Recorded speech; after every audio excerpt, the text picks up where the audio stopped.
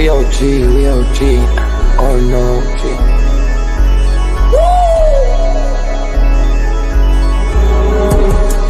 You're not bullish enough, yeah. Oh no, you're not bullish enough. You ain't got D or no. I get stoned by the bolo. Bitcoin set to overload, yeah. Experts on reload, yeah. You're not bullish enough, yeah. Oh no, you're not bullish enough. You ain't got D or no. I get stoned by the bolo. Bitcoin set to overload. Experts on reload. Mempool getting hot. Everybody wanna rock, ayy. Runes is coming, everybody on a knot, ayy. It's a nuisance, Ordinal Revolution, ayy. Ordinal Revolution. Yo, it's my guy for real, bro. Got friends right now. Yo, BRC 420, bro. Yo, that shit on fire, bro. Imagine if he in here. Yeah, like it in the seal. Murder. I got balls of steel. Nuki on the field. Yeah, this shit for real. With no calls, I get so far. Got 100 phone calls that I go hard, and they gon' love me. Smoke weed, huddle back. I get shiesty. Where my Bitcoin looking lovely. All this Satoshi's nothing above me.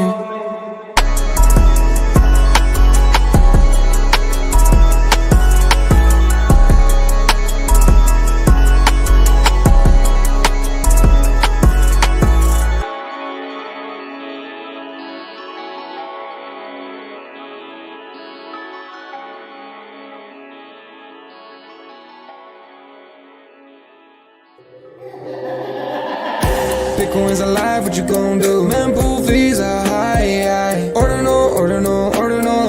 Where does it start? Nobody knows. It's a revolution, ayy. Bitcoin is the one, no substitution, ayy. With Shizzy and Yagobi, it's Ordinal Revolution.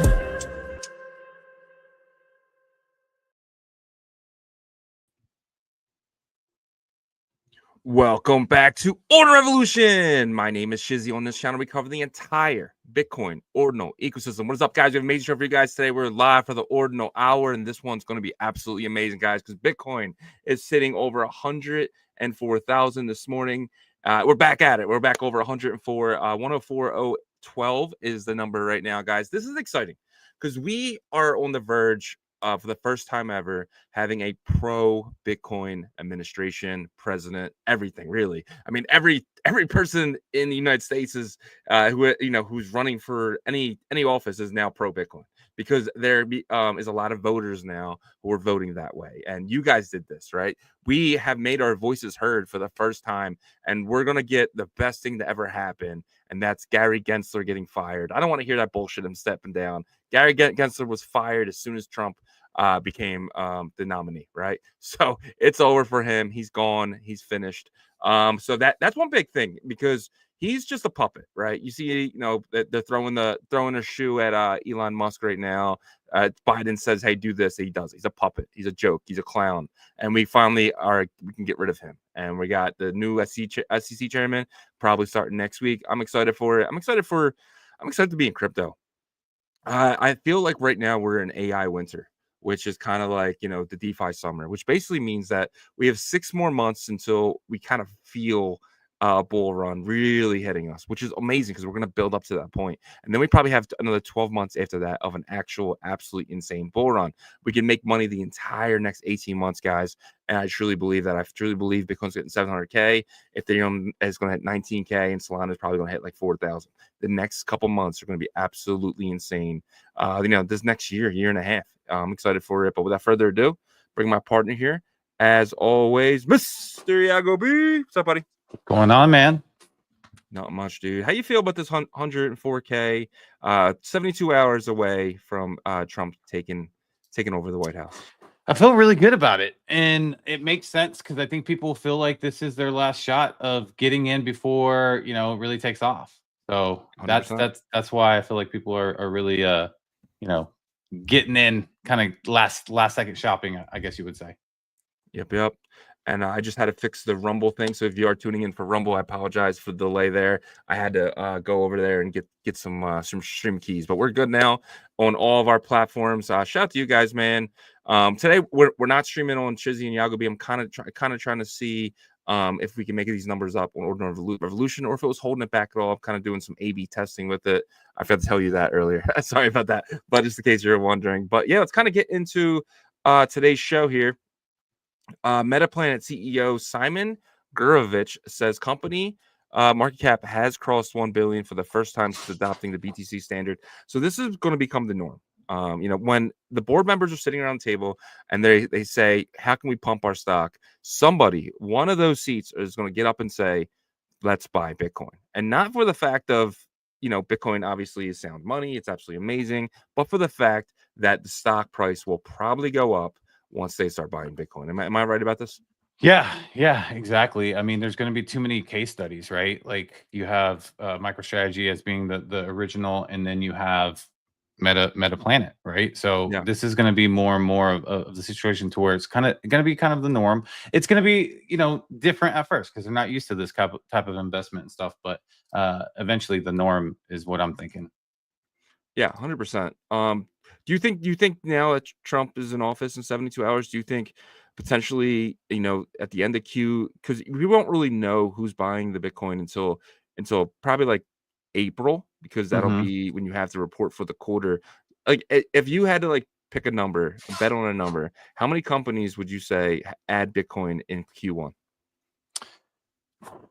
How many like medium-sized companies or companies in No, general? just companies in general. Oh Add man. Bitcoin to the balance sheet. Would you say the number is going to be over 20? It's hard to tell, dude, because it's just I'll be throwing a dart in the dark, right? And so, Yeah.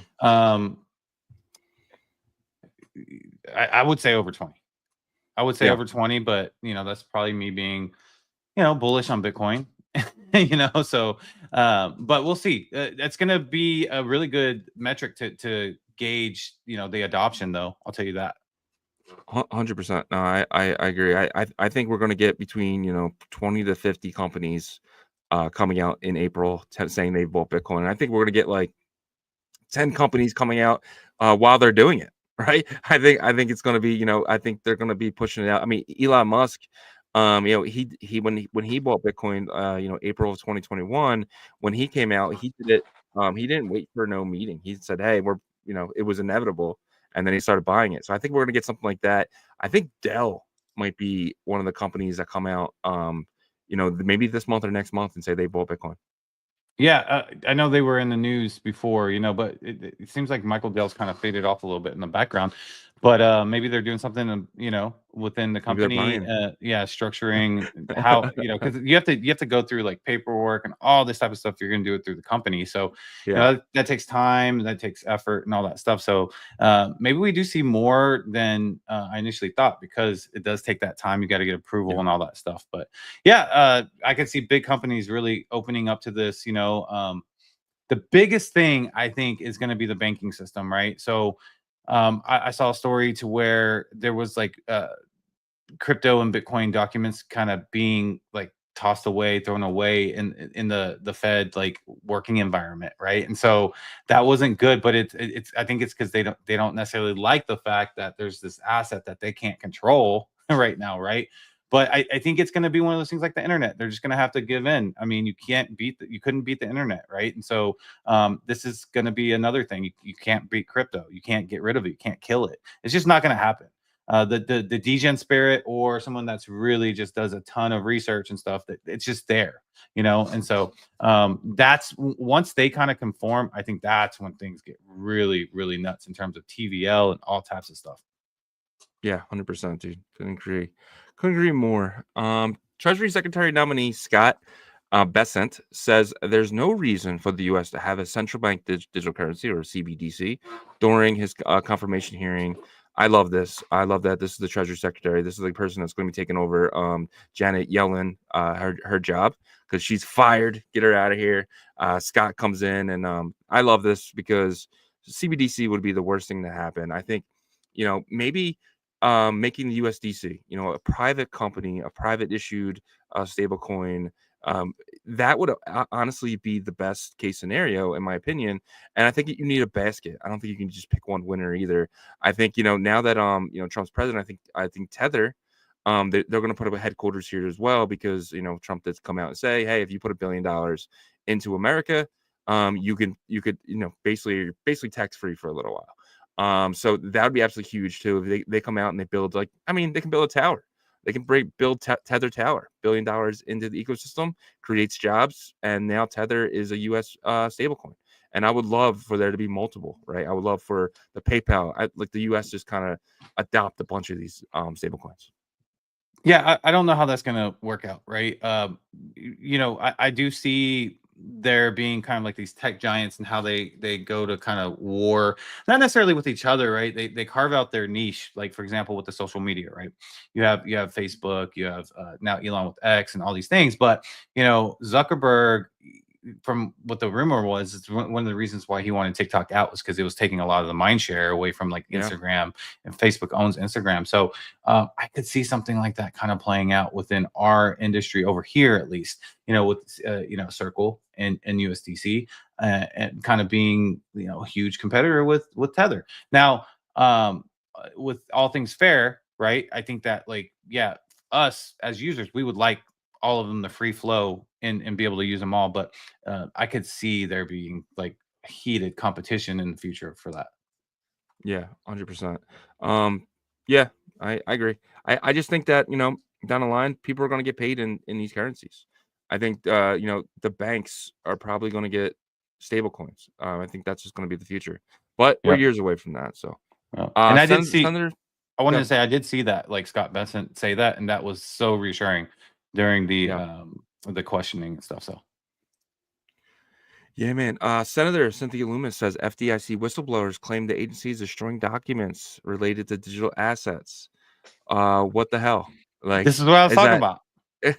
About the Fed working environment, like throwing away like crypto and Bitcoin documentation, which is like like educational stuff and stuff like that. And so that's where I'm kind of coming to this conclusion that the Fed don't like this, and when they asked Jerome Powell, will you guys acquire Bitcoin? He was like, well, we can't legally and all this stuff. He didn't seem like too excited to answer that question, but they're going to have to come to a point so they realize that you can't beat them, join them type of situation. Yeah, 100%. And well, that's the thing too. He's not legally allowed, so he can't go out and buy Bitcoin. That's not something the Fed can do right now. We'd have to pass a law, but that potentially could happen. And then Jerome will have no choice at that point.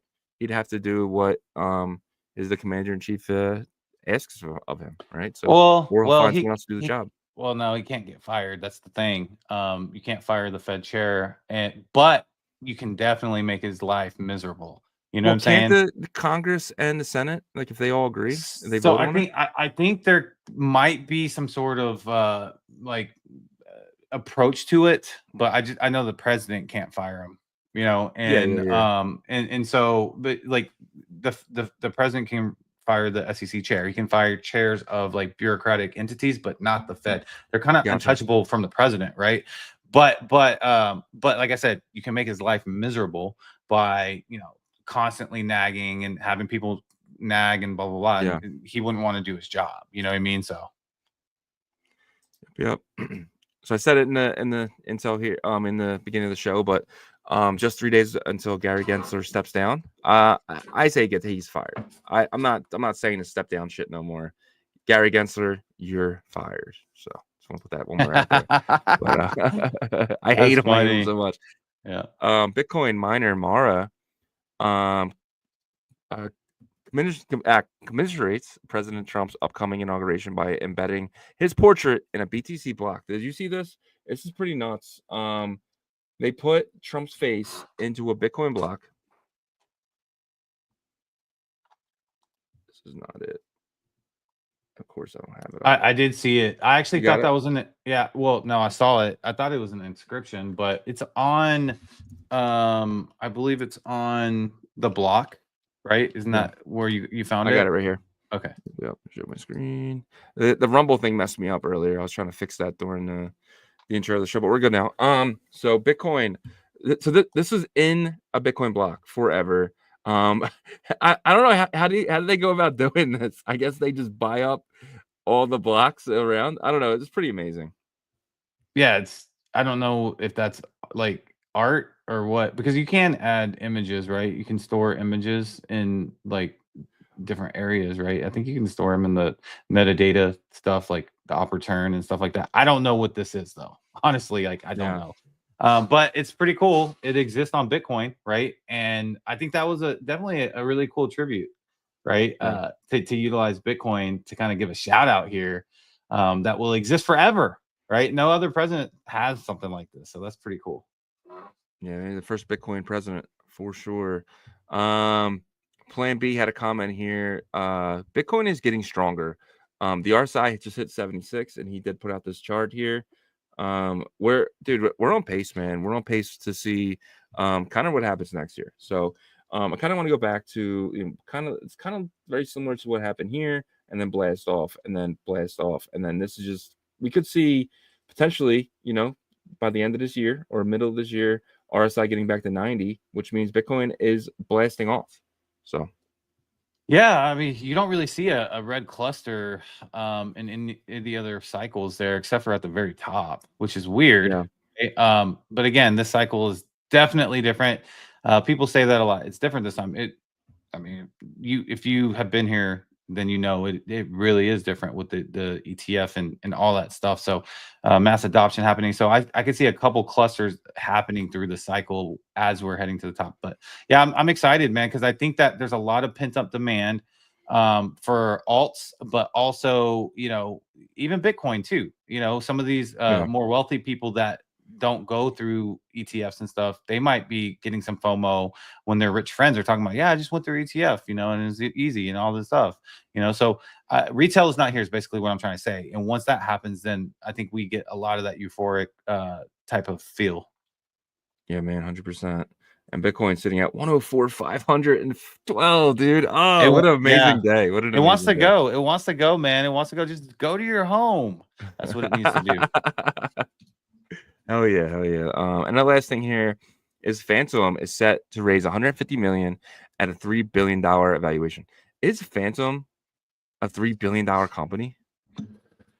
I don't know. I don't use Phantom a lot. I told you that before. Yeah.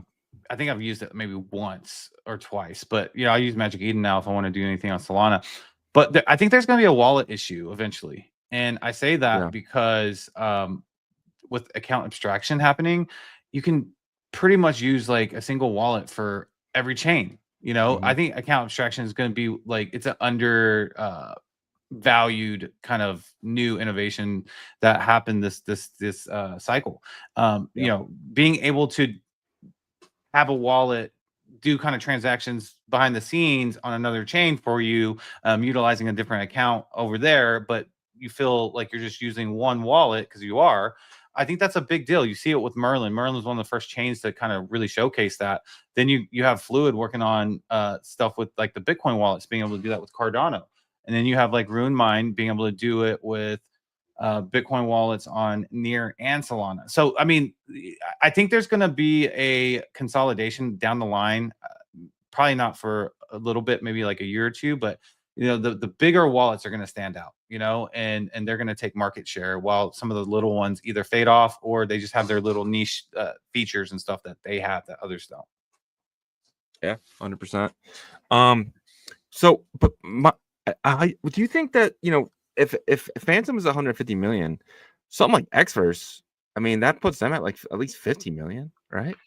I think so. Yeah. I mean, Phantom's doing more volume because Solana, and I think Phantom also supports Near too, I believe. But yeah, I think that like 50 million is probably like, this is a shot in the dark, but probably something fair for Xverse. Xverse is really good at branding. I'll say that. Are really good at branding in terms of like we're the coolest wallet in town for the Bitcoin ecosystem.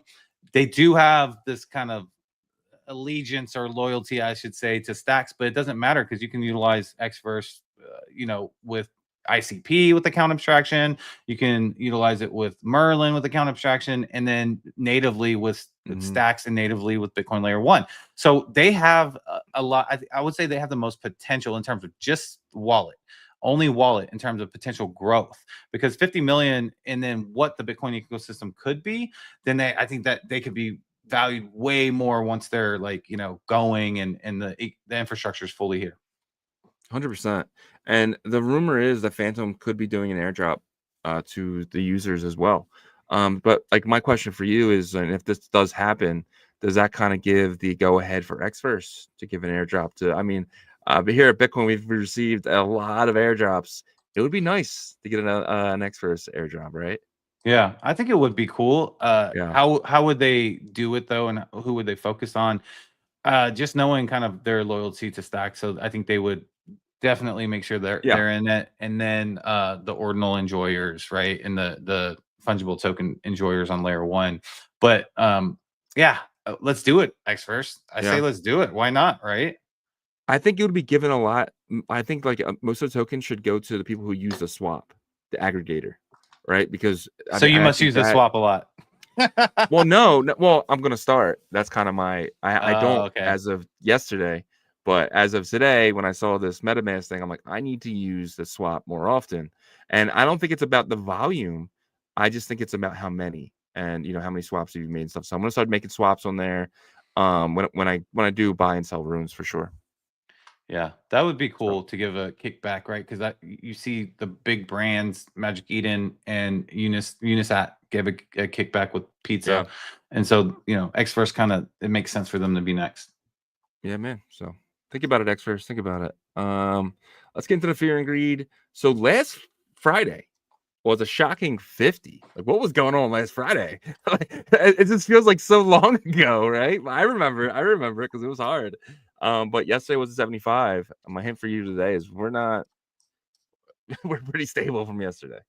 Yeah, because yesterday evening wasn't like nuts like it is Yeah. now. So 75, I would say 75. You said stable. Yeah, man. It's Okay. stable for a Sometimes I reason. feel There you like go. your wording, you try to like use reverse I try to help you psychology the best I can. or Without reverse psychology. No, I'm just kidding. But yeah, so yeah, great guess there. 75. Yeah, from yesterday. So 50 last week. Huge upward momentum. Um, I'm gonna say next Friday we're 90. Ooh, man. Possibly, right? We're, If we we're about to get really, really, really greedy, man. yeah, and that's not necessarily good because that's whenever the market makers try everything in their power to go liquidation shopping. But Yeah, that might be okay for Bitcoin if everything else is running, and then maybe our Bitcoin layer one assets will get some love. 100%. All right, let's get into that Bitcoin price action. I'm excited for this one, man. But it's brought to you guys by Bitperp. Bitperp has a huge monster announcement, either coming today or this weekend. We did a video with them. We're waiting to kind of put that out there, but they're going to be going through something amazing. Some changes are happening with them, and they're going to be absolutely the biggest things in the Bitcoin, layer 2 ecosystem. They're going to be a lot bigger than just a perp dex. That's my hint for you guys. But guys, their paper trading competition starts out probably Monday as well, as long as everything goes good with everything, their big announcement. And you're going to want to participate in the paper trading competition because all you're doing is you're giving your time up, but you're becoming a part of their community. You're becoming a part of their ecosystem, which if they do an airdrop, a lot of times they reward you guys heavily. So use Bitperp, guys. I want our community to win. I want you guys to win. And this is it's no financial advice involved in this, because all I'm telling you, it's time advice. It's time advice. use your time wisely, right? And it pays to pay attention, and you're definitely going to want to be paying attention to Bitperp, especially next week. Yep. Super excited about what they got coming. But before we get into the Bitcoin price action, guys, if you wouldn't mind helping us out on the YouTube side, smash that like for us, subscribe to the channel, and turn your notifications on so you know when we go live. On the X side, guys, please share our space. We're not doing the separate spaces today. We're only doing the brand account. So please share that space so we could educate as many people as possible. And let's get into this Bitcoin price action, which is getting a little jumpy here. Make sure I'm sharing my screen here. Perfect. And I believe Monday will be when I get back to those Bitperp charts, because they are still finalizing for that paper trading competition. But let's take a look here. Looks really beautiful. This uptrend here really started on yesterday 8 a.m. So yesterday morning. But you can see we've really stayed above the 50-day EMA for the entire time. Besides like this 2-hour gap between 8 a.m. and 10 a.m. and it really dipped down and then dipped right back up, right? And then we've stayed above it for a while. So the longer that we do stay above the 50-day EMA, though, probably expect a revisit, at least to attempt breaking into it. But that doesn't mean that's going to happen this weekend, because we could really enjoy, this push up with this Trump pump, is what I like to call it. But yeah, so let's take a look here. Stochastic RSI. Wow, we've been here for a while, guys. We've been in overbought since yesterday. It looks like maybe noon. And so, you know, just been kind of bouncing around up here. Every time it looks like it wants to head down, we bounce right back above that 80-point mark there. So looking pretty good. Stochastics. The MACD looks pretty good as well. You know, the leading indicator blue line here on the MACD still looks like it's slightly pointing to the upside there. We do have some strong you know, green bars down here as well. It doesn't look like it's weakening just yet. But you know, today's a little bit tricky. What's going to happen? We're at 104.5, pretty much dancing around 104.6. Do we break into 105 today? I don't know. I think we've really ran up pretty strong. You know, we came from, what was this, 99.2 all the way to 104.6. So that's a $5,000 upswing, right? But some people are calling 120, you know, to finish out the month. And if that's the case, then, you know, we might have a little bit of a pendulum swing back, get to 102, and then back aggressively 106, 108, you know, constantly until we get to that point. But, you know, second half of today, I would say the bullish momentum probably will continue. We definitely going to see a little bit of a swing back, you know, and eventually there's going to probably be a decent pullback, you know, $1,000 or something like that, just because, you know, greedy people taking 100x longs at like 104, which is not smart at all. They I don't want to say deserve to get liquidated, but that's just not a smart move there, right? So anyhow, but I do see, you know, kind of ranging back and forth, 1035 to 105. I wouldn't probably expect too much higher than that today, at least. And then the weekend, probably Saturday, be more like choppy, right? But let's take a look at the 4-hour chart, which can give us more of an insight for tomorrow and Sunday.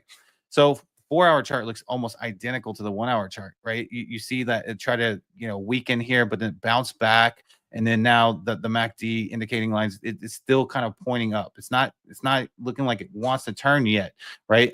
Now with the stochastics, we just entered the overbought region 2 a.m. this morning, right? This is Central Time as well. So things look really good, in my opinion, like pretty good, as good as you can. I would imagine it would to be for the weekend, but Saturday's always kind of like a choppy day because not a bunch of liquidities trading. And then Sunday evenings, usually when there's a strong move. Now, if it is a sell the news event, then that's something to really keep your eye on. Probably be careful, because then there's going to be a dump maybe Sunday night heading into inauguration, and then maybe bounce back later that day, right? So you just got to be careful, because these market makers are really good at what they do, and they want they want to liquidate you. So that is what I'm seeing for the rest of today and heading into the weekend. Yeah, man, they want your money, but give me my money. All right, getting today's roll call here. Let's see who's first is first. PJNZ. Get it. 2 days in a row now. Congratulations, my friend. To show the thing here. So you got it 16th and the 17th. A shout out to you, my friend. You got your third one today. You also had one on the 8th. So shout out to every single one of you guys who makes the first. First is first. So there will be a prize at the end of this. We're going to make it significant. So definitely want to keep it going. But you have all year, guys. If you haven't made the list yet, you have all year. No worries. It's going to be fun. It's going to be just a little game that we're playing every single day. But shout out to PJNZ. He says, come on, Graveyard. Don't boot me out. Yeah, and that's the thing. You guys are playing against YouTube, right? You're playing against whatever they're doing to the comments. But all I can do is kind of see who's first and then jot it down. But shout out to you, my friend. In that second spot, we have Danny Boy. Shout out to Danny Boy D-Blocks in the house. He says, Graveyard. Nope, made the show. Webdro says, Graveyard for the win? Yeah, let's go. Level Up Tech is here. Shout out to Level Up Tech. Thank you so much for being here today. Yasher, greetings. PJNZ is a Graveyard master. Shout out to Yasher, man. Gary D says, GM, accumulating bitmaps for $21 a piece. My grandchildren will get them for Xmas next year. Well, I don't know. I don't know if this guy is a grandpop yet, but oh yeah, maybe he's talking about his future grandchildren. But that's what I was thinking. It could be a great Christmas present. I mean, you know, if Q4 things are running, that could be a good one. You know, now this got me thinking, because you can do block locks very similar to what Fluid's doing. What if you locked bitmaps up for, you know, a couple years, and then they can't unlock to Christmas in in Do 10 it as years. like a gift for your family. So they every would Christmas day it unlocks or something. yeah. But if they're not into crypto or like internet technology or anything like that, they'd probably be so annoyed. They're like, how do I do this? Write the instructions down for me. I'd be like, use ChatGPT. Don't be lazy. Dude, when there's a lot of money involved, though, you'll figure it out. Yeah, that's true. Like, you know what I mean? If you're looking at a Bitmap and it's worth $1,000, let's just say in like 8 years, 7 years, whatever it is, you're gonna figure out how to get that Bitcoin out of there for sure. So yeah. Lackey Lukey is here with his Billy Cat. Shout out to Lackey Lukey. And we got No with his Nuki. Lackey Lukey with his Billy Cat and No with his Nuki. Shout out to both of you guys, man. New member alert, or this is a new sign up, but shout out to Green Man 1714. Shout out to you, my friend. You've been a member of ours for a long time. We appreciate you guys. And remember, members, we're going to be doing an Mscribe, what is a DMT project coming up with our guns for Foxy. So that'll be, I know we said January, but we're going to be pushing it back probably till February. You want to make sure the market editions are great so people just don't dump them down the drain. Yeah. But if you are a member, you will get a free one. If you are an Ordinal Revolution pass holder, you will also get a free one. So what's going to happen is we're going to put out a video leading up to the mint. It's going to say, hey, you guys have, a week to put your address in this video comment so that we can take the name of the person and their wallet address. But if you do have a pass, you want to give us a different wallet address than the pass that you have, so that way you can get 2 free ones because you deserve it if you have the pass and are a member. So Yep. And the guns have been inscribed on the blockchain forever, and the DMT script has been completed as well. So we're just buttoning up some last minute details. So just hang tight with us. We appreciate your patience. Yep. Crypto OG DGen is in the house. Shout out to you, my friend. Patty Poo is here. Mike Bennett is here. June Liu is here. Shout out to you, my friend. Thank you so much for being here. Nagi, Chief Axel. Shout out to both you guys, man. Here every single day. Duke Ken Kuva is here. Shout out to you. Howdy. Shout out to you, my friend. Sammy Turnpike right down the street. Shout out to Sammy. Hey. Good morning to my buddies Shizzy and Mr. Yagobi. Good morning to you, Sammy. I hope you're having an amazing day riding up and down that turnpike. I know you're in Texas. I'm just kidding. It's Friday.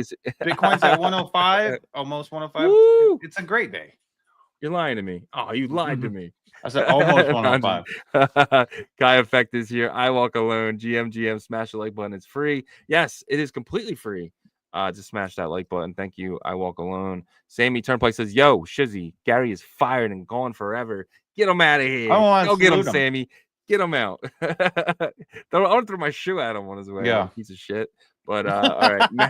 Mats is here. Wanda is here. Kai Effect is in the building, blasting off. Sixes is here. Nighthawk UXL. Shout out to you, my friend. Abdul United. It's been a while, my friend. We Thank miss you so much for checking in. Yeah, man. So check the Bitcoin price in GBP. Is that a currency? Great Britain pound. I think that's what it is. Why? Maybe. Mike Bennett is here. Is 100x cray. He says 95. Yeah. Mike, shout out to you, my friend. PJNZ. First is first, baby. You got it again today, my friend. Zaza is here. Followed by Hosen is in the building. When Telegram Arch Network. Did they not have one? I thought they did. I'm not sure. When TG token generation Arch Network. You got a long time, man. I think they're probably not gonna do the token launch until mainnet. So I'm not sure, man. Do you think that'll be a rune? I think they're gonna have their own standard. Okay. Yeah. Ant-Man is here. Shut the Ant-Man. Dude, this dude is just killing the chat here. He wants to know when that TG for Arch Network is. And then we have Mice Elf coming in. A Bitmap was $700 in December. I think it'll be back to that this year. I remember those days. I don't know. I know I got out at 300 and I regretted it, but and I had 4-digit ones, and so that would have been optimal timing to exit, but it was new. And so I agree. I don't know if it's gonna get to 700. Shoot, it might get more. Who knows? One thing for sure is that the energy retail users needs to come back here. But the good thing is that Shizzy and I have been diving into builders. We're actually going to talk about that today a little bit more. Yeah, there's a lot of builders here laying down the bricks and groundwork for the retail users to come over. Let's get right into it. Who's competing for BTC Layer 1 assets? Runes will be saved. That's the title of today's show. And what we mean by this is a lot of different things. Yesterday we got off a call with Rune Mine, and we found out in that video that they're building using Near. They're building a Bitcoin Layer 1, assets, right? Or you're going to be able to use Near in the back end and Bitcoin in the front end. So you're going to be able to do a pretty amazing stuff with the Near. And there's a lot of other projects that are doing this as well. I mean, Arch is kind of building their own. Tap is using ICP. Then you have Boss kind of building their own as well. But they're kind of more of a bridge. But I'd love to get your opinion on this. Who's competing for BTC Layer 1 assets? So, so there's different levels of people, like entities, I would say, or protocols that are competing for Bitcoin Layer 1 assets. And this is something that I'm glad we're talking about, because I think that the community needs to hear this, because I've been in spaces, people are down. Look, I've been down literally, and just down in like your emotional state, right? Like, down bad. Double down. But we're going to double down on the Bitcoin ecosystem, because that's what our conviction says. So so let's start with the Bitcoin Layer 2s. We know that some of them, not many of them, actually, really, it's Merlin out of that group that's kind of competing for your Bitcoin Layer 1 assets in terms of making them more flexible for you, right? So as of right now, you can bridge through an MPC multi-sig, which not the best ideal way to do it, but Jeff is working with Nubit on a trustless bridge to be able to make that better. So that is really the only one that I know of right now in the Bitcoin Layer 2 ecosystem. So let's go to the really hyper competitive place. They're the TEE, which do you remember what that stands for? I can't, for some reason. I look TEE, yeah. It's hold on. I'm looking it up. I had it yesterday, but anyways, it's the protocols that utilize like prover networks, right? It's trusted execution environment. I always go blank when I think about that. So are these trusted execution environments, right?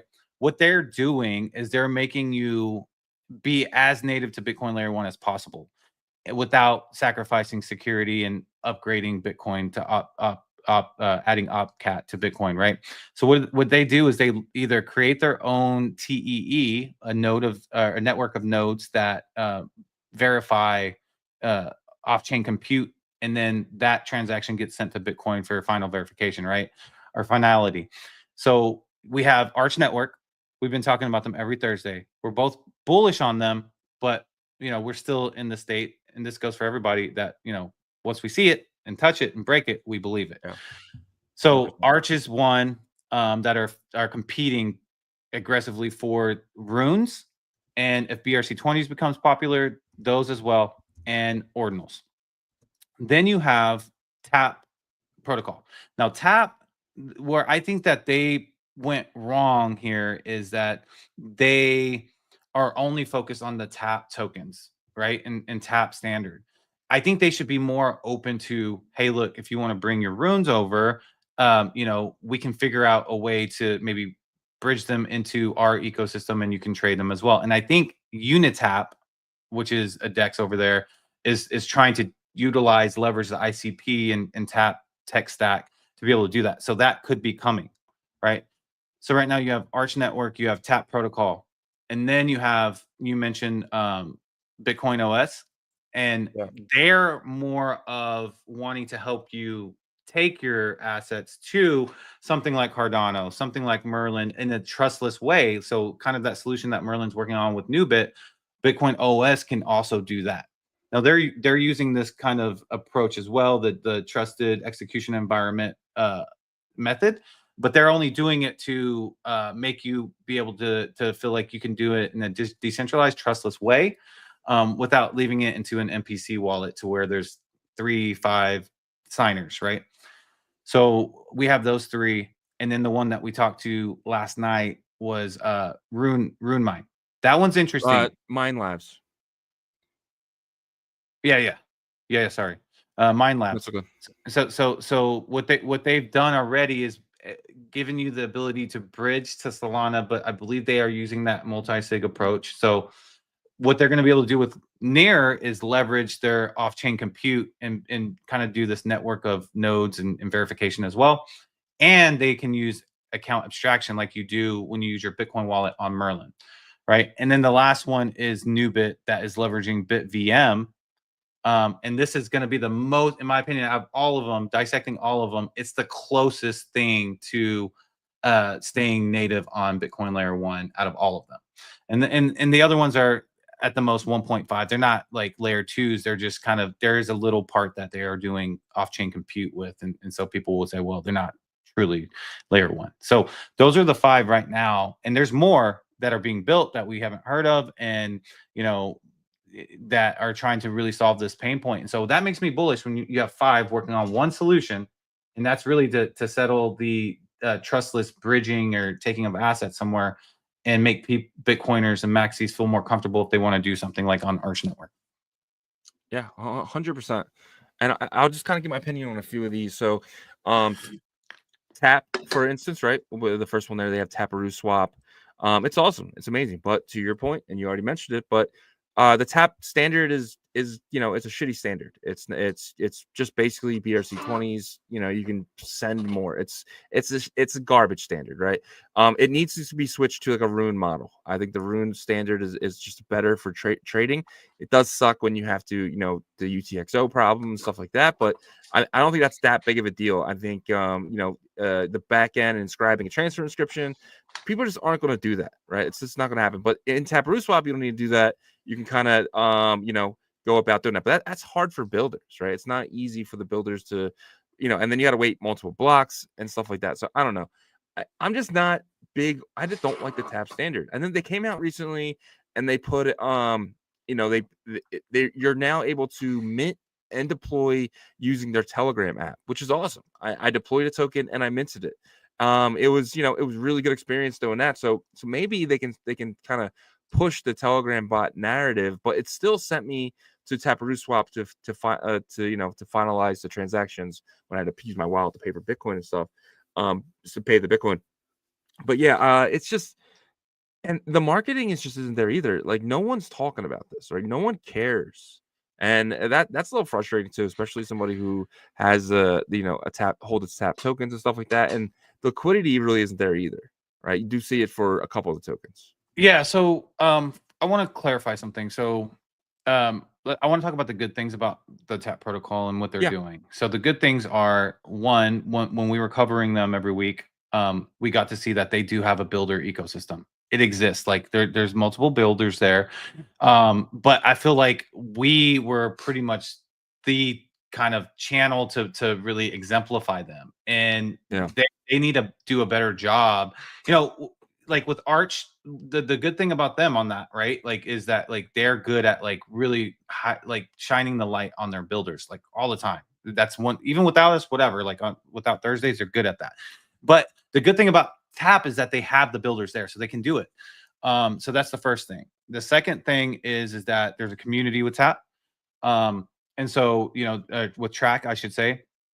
And so they do have the diehards that are there.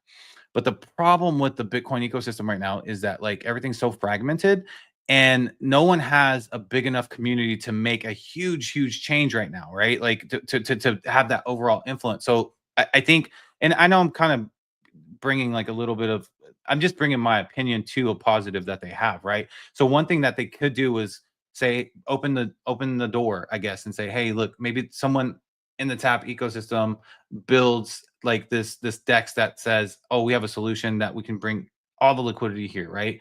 So that's something that I think that they can do. And then the third thing that they have going for them right now, and I think it's the biggest thing, is the DMT protocol. So the fact that, you know, that the Benny and Track is indexing that.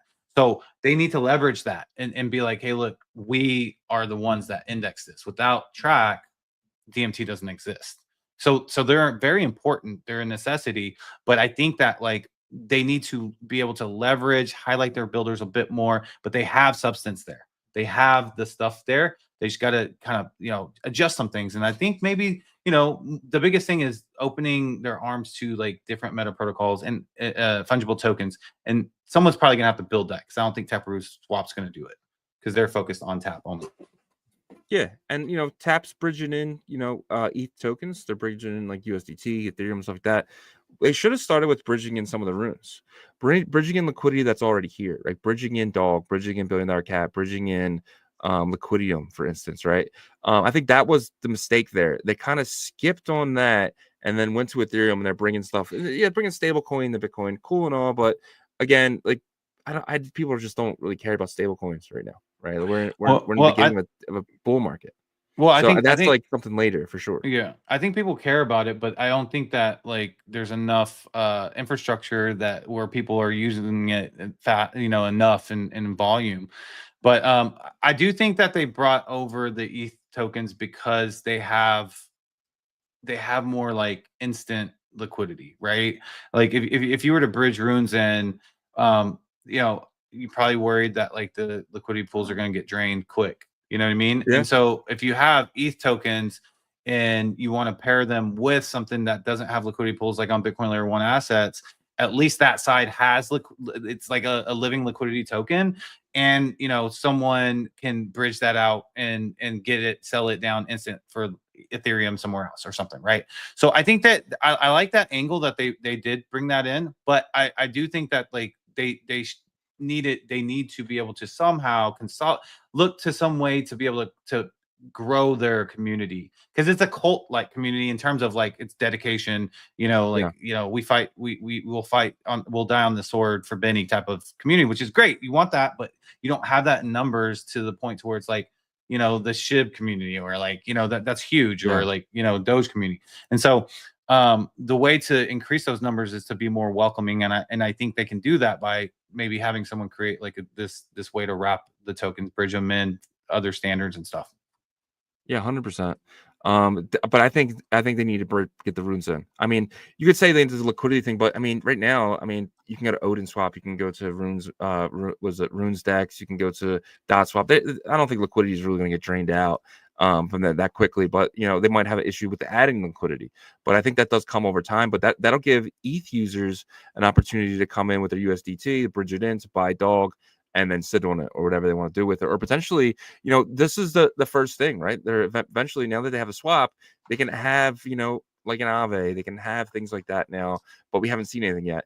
And I want to push back a little bit more when you said they have a good builder ecosystem. I don't think they do. I love Spooky Swap, or Ghosty now, whatever they're calling themselves. I do love, a Foxy, and I like the launch punks, but that's not a builder ecosystem. Superfan, Tapalytics,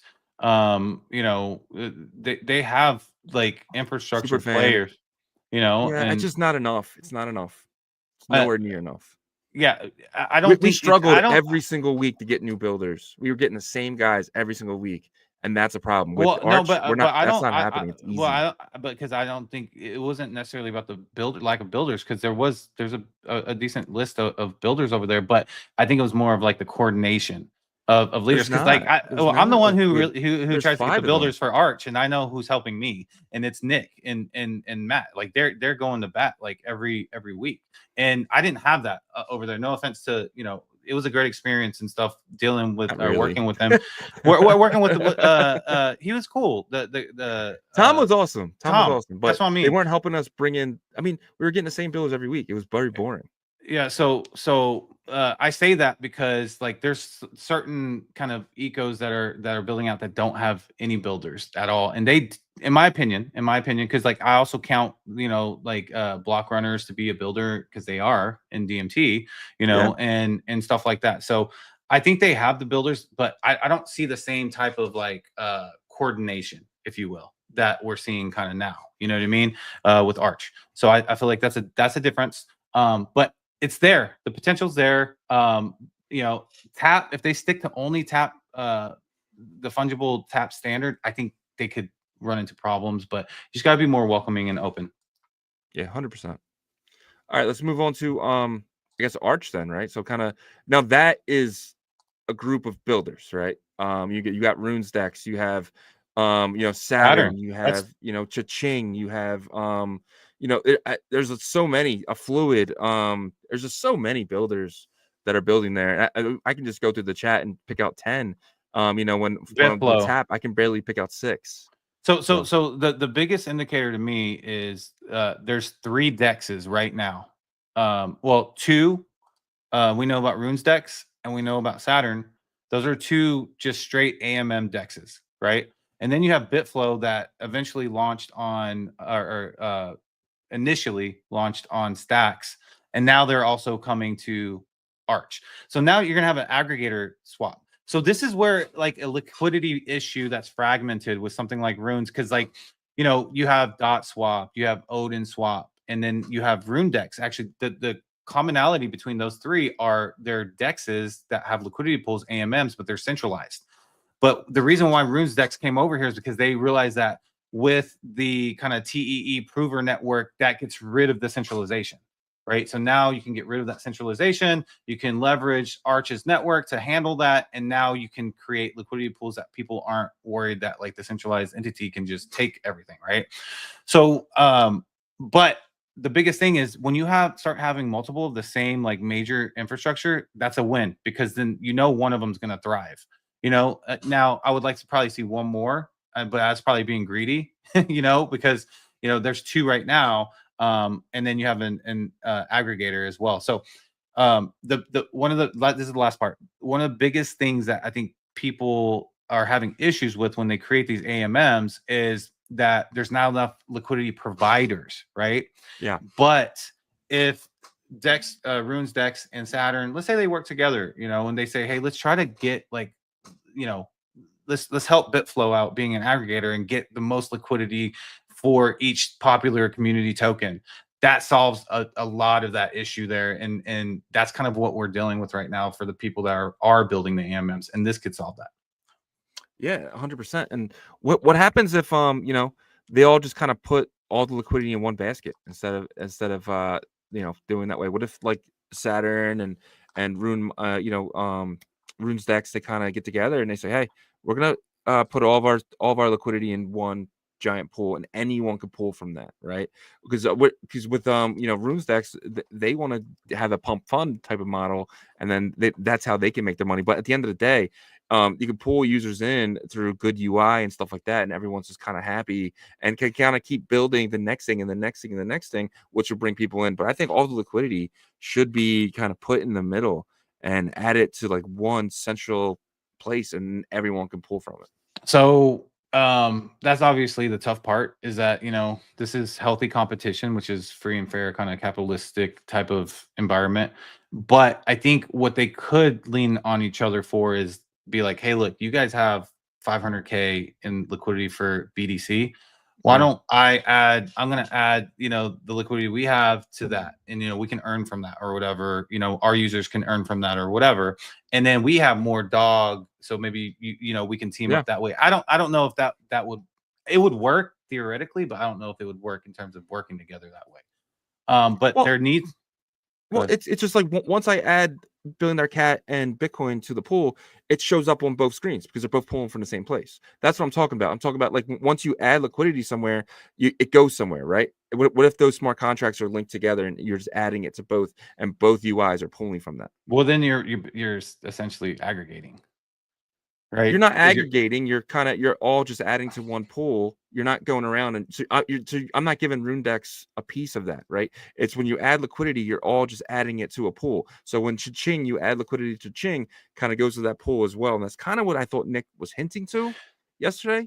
Where all the liquidity is not fragmented, it's all kind of put into one, and all these UIs are kind of pulling from that liquidity. I think there's a project that does that on Ethereum. It's like a major project that does that for this, smaller liquidity TVL projects that are in that program.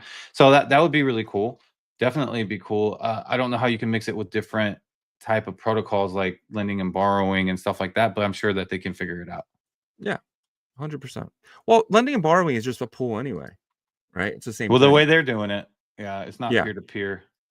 Yeah, it's Aave style. It's peer to pool, and then you just use those pools. So if there's a USDT and a $1 billion cat pool, I mean, you just borrow from that and you add to the other, right? And stuff like that. You'd have to pull that out, and then you're making money on that. So you get the collateral and stuff. Yep. So real quick though, let's just take a look at the pools that are going to be on Arch. So this is RunesDex that's going to be live on Arch. So they have a Pups BTC pool that has a TVL of 120,000, pretty darn good. And then you have Doggo to the Moon and BTC for 358,000. And I think their next highest one is, what is this? Is this working? I don't know. But anyways, that's a rune. Oh, I think they launched some runes. It's a test token, yeah. Okay, gotcha. And then they have BDC down here at 13,000. But then you go over here and you can see the TVL on Saturn with $1 billion cat. It's on 690,000. Yeah. Right. And so like it has more on Saturn than it does RuneDex, but RuneDex has more Doggo to the Moon. So that's what I'm trying to get at. And then you have Bitflow that comes down here and it has BDC. So all three of these protocols are going to be on the same Arch network, which is amazing. That's really good to see. Yeah, it's really exciting. It's really exciting for sure. Yep. And then what were the other ones? We went over Tap, we went over Arch, and then Newbit is something that is they haven't released their testnet, but their internal testnet is live, I believe. And so that's something for the audience to look out for, because what they're doing is they're trying to actually have that idea that I talked about with Track. Newbit is creating their own token standard called Ordinals that will allow you to bridge in runes, BRC20s, ARC20s. So thank God, because I ain't gonna lie, I got some bags over there. And gotta dump that shit. Get that Bitcoin. I can't. There's not. But this is good though, because then their whole approach is kind of having these open arms and saying, hey guys, let's all come together. Let's make Bitcoin's liquidity free flowing. And they have a smart contract layer, utilizing Bitcoin layer 1 and BitVM. So basically what that could do is bring all the communities together theoretically and say, all right, we're going to wrap in these Ordinals and then have these liquidity pools that it doesn't matter if you're Ordi, if you're Doggo to the Moon, if you're, Atom, whatever, right? You can create liquidity pools with this wrapped Ordinals with each other, or Bitcoin as well, and then the dexes can be like really powerful that way. So I don't know. Do you think that's something that is would work though, with how tribal our ecosystem can get? Yeah, 100%. I think that once you are able to do things, so it'll never be about the token standard, in my opinion. It'll only be about what can I do with these tokens. Because meme coins are fun, right? Like they're stupid, they're silly and stuff like that. Did I mention stupid? But anyway, but I want to do something with these coins. I hate having coins in my wallet that I can't do anything with, right? So I would, if there was an opportunity where I can take my dog, I don't care if I get a bridge or not. Whether opportunities on Merlin, whether it's on Ordinals, if there's opportunity for me to earn while I hold, you can go to the Ordinals and you do that. 100%.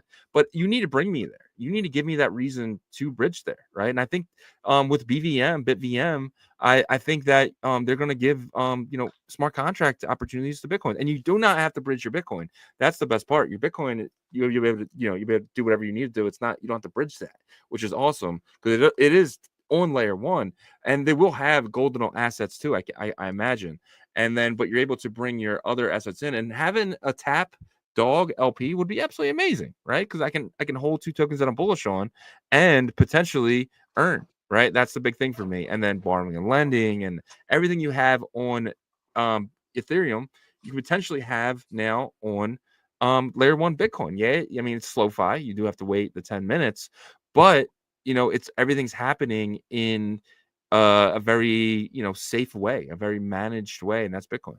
Yeah, and you got to remember, people were waiting, as long as Bitcoin took, and we traded billions of dollars with Ordinals and BRC20s. So I think if we get an AMM, people will wait. That's fine. The problem is going to be the MEV. Hansi said himself, that's something that they're working on right now. because I think there is mitigation on Arch Network for MEV, so they have a solution for that. I'm pretty sure Benny has a solution for the tap side, but NewBit will need to kind of come up with that solution, which they're really brilliant guys over there. So I think they will, because that would suck. 10-minute block and MEV, you're never gonna get a good price through. You're gonna get front ran. Well, I mean, it's the same thing as being sniped, right? Well, Magic Eden. I don't know what Magic Eden does though. Yeah. I don't know if they're taking a centralized approach with that. Yeah. And you're kind of just agreeing to like them doing that, because I agree to it. I don't want my if I get a node monk for dirt cheap, 40% off, and I get sniped, so I'll agree to it. But yeah, 100%. But some people with the that have those kind of foundational, I guess, moral standing or whatever with Bitcoin's fundamentals, they might not agree with that, right? So yeah, 100%. I think what they do is is it 2 transactions? Like, so it's not like I thought it was I thought they would rebid. I thought they I can't remember what it is on your behalf. I'd be awesome to kind of have them on to kind of explain that. But yeah. Austin Gray says track is amazing. They need Leonidas to bring the message to the masses. Why they need Leonidas? They need a Leonidas. A Leonidas. Yeah. Okay. Yeah. I agree with that statement 100%. They need a version of Leonidas because, I'll be real, like the block runners are a big backbone of the track ecosystem and the DMT part.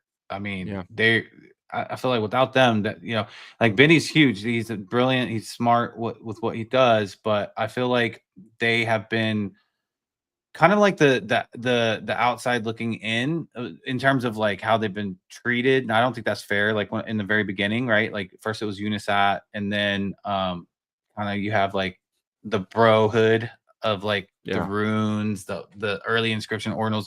That kind of leads back to Casey, right? Like he's the head of that, right? And they don't really interact with the track stuff as much, right?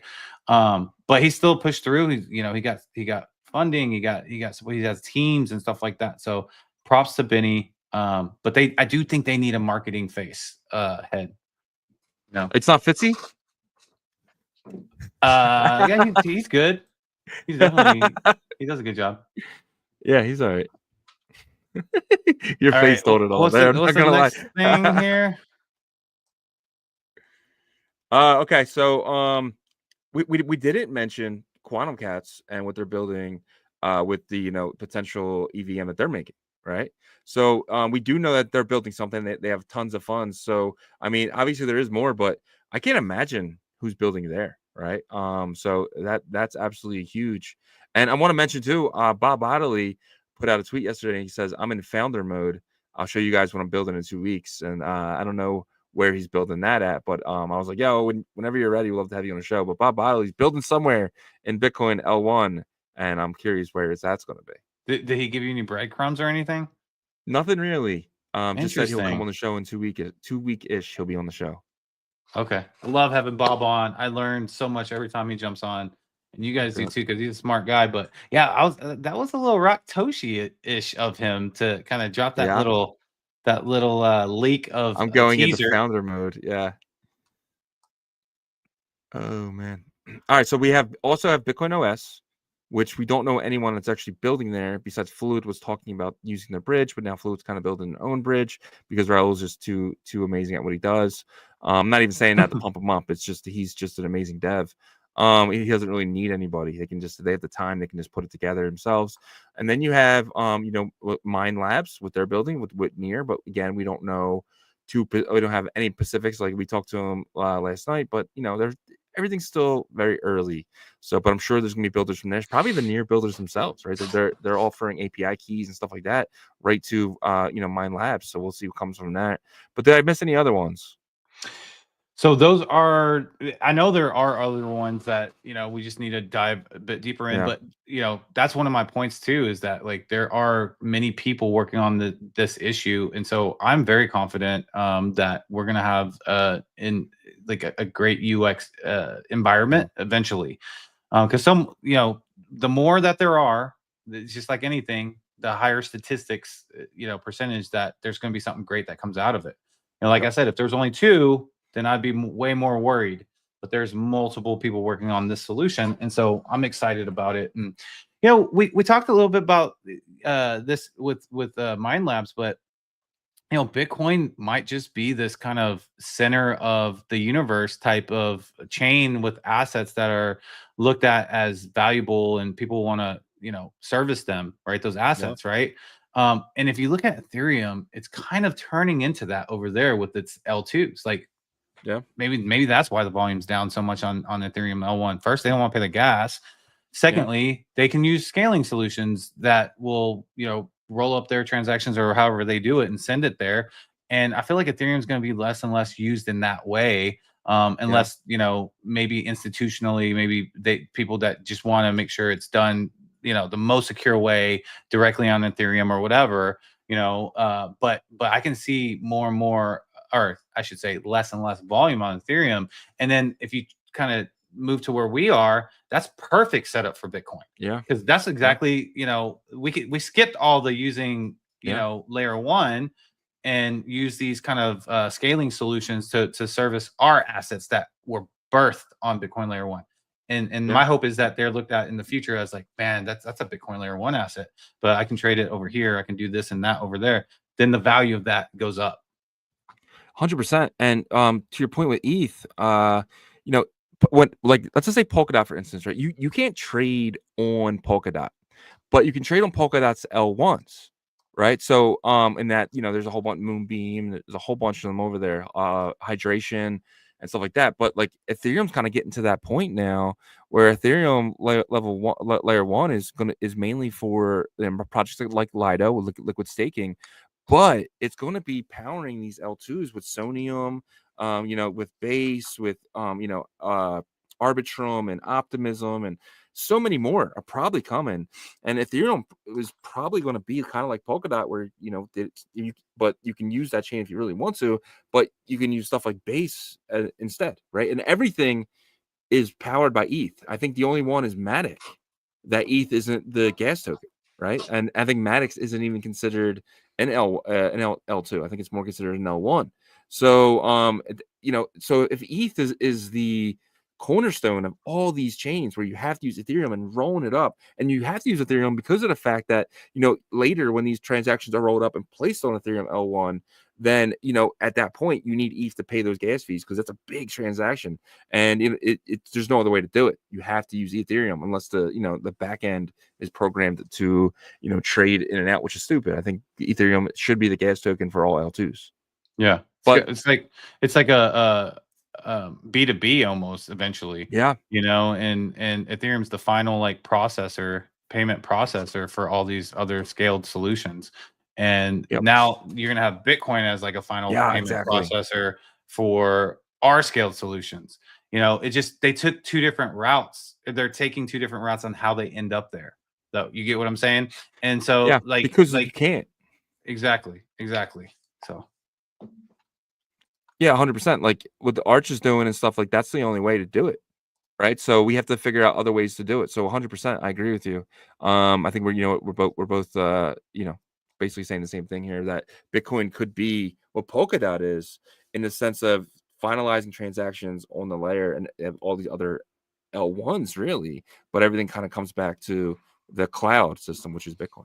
Yeah, and you know, I said this before, but builders are sneakily like utilizing other chains and environments and plugging into Bitcoin, right? Yeah. So you have like Mind Labs with Solana, and builders are way more open-minded, maybe in our space, because I'm not in the Ethereum space every day. But like Mind Labs is they're grabbing, you know, Solana, they're grabbing Near, and then they're plugging into Bitcoin. Then you have like, you know, BetBTC, one of our partners, grabbing ICP, plugging into Bitcoin, and you have EVM plugging in. So everybody is kind of like almost like quietly trying to plug in, because I think the idea is eventually these boomers and these old like billionaires, millionaires that have like all this Bitcoin on chain, they're gonna pass it down to like their younger generations and stuff like that, and they're gonna be the ones that end up playing in these areas. And the long game is definitely what it seems like they're playing. 100%. Yeah, man. I want to get into some Fluid Friday because today, guys, we have a special show for you guys later today. We have Adam McBride joining us from Emblem.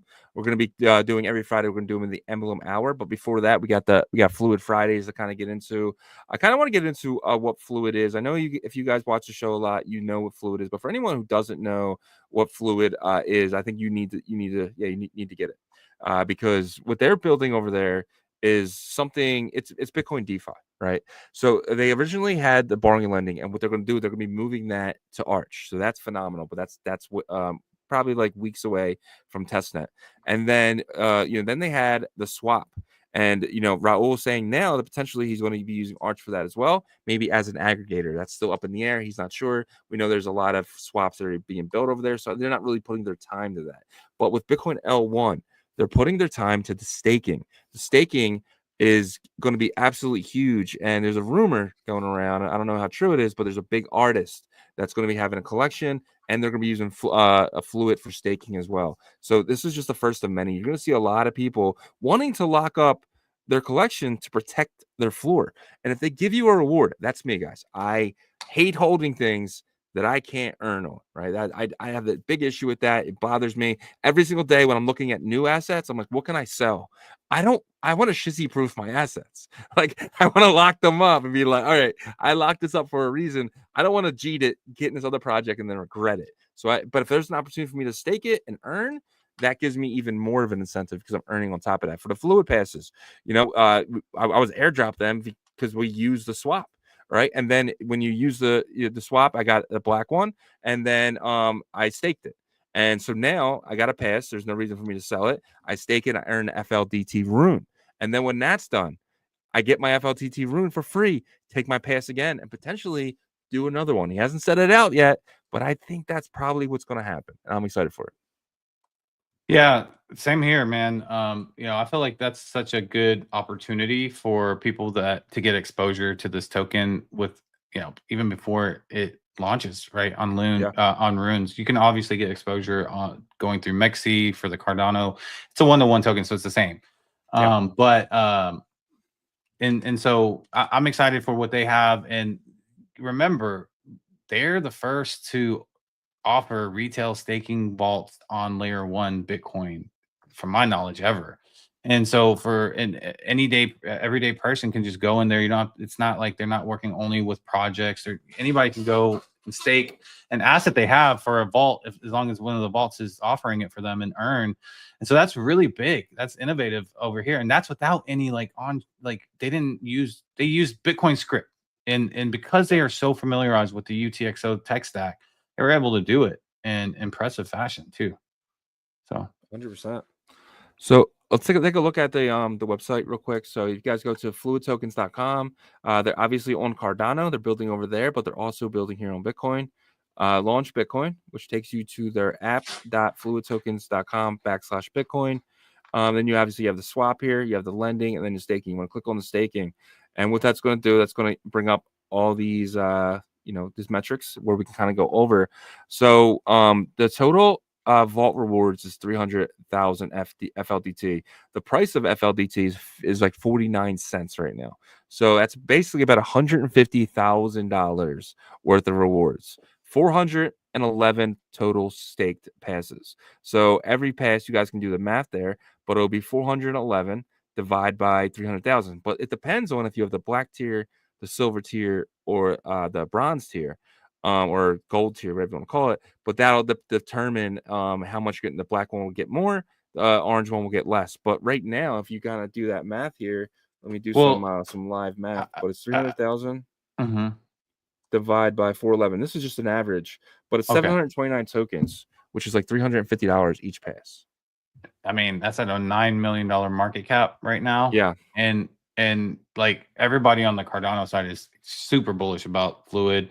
People are bullish about them here as well, but they're still kind of carving out their I guess their influence over here, right? And so they're doing a great job. They partnered with the right people. They are going to extend their reach into Arch as well. And so once they get going, and by the way, I don't know if this is rumor or not, but Raul supposedly working personally with Charles Hawkinson at the Bitcoin conference to kind of reveal a project that they're working on together that has to do with Bitcoin and Cardano. So that's huge, right? This is all just huge stuff that comes out, and it couldn't happen to like a better person, someone 100%. That deserves, deserves it. He works hard every day, comes in grinding constantly, and so I'm super happy about their accomplishments.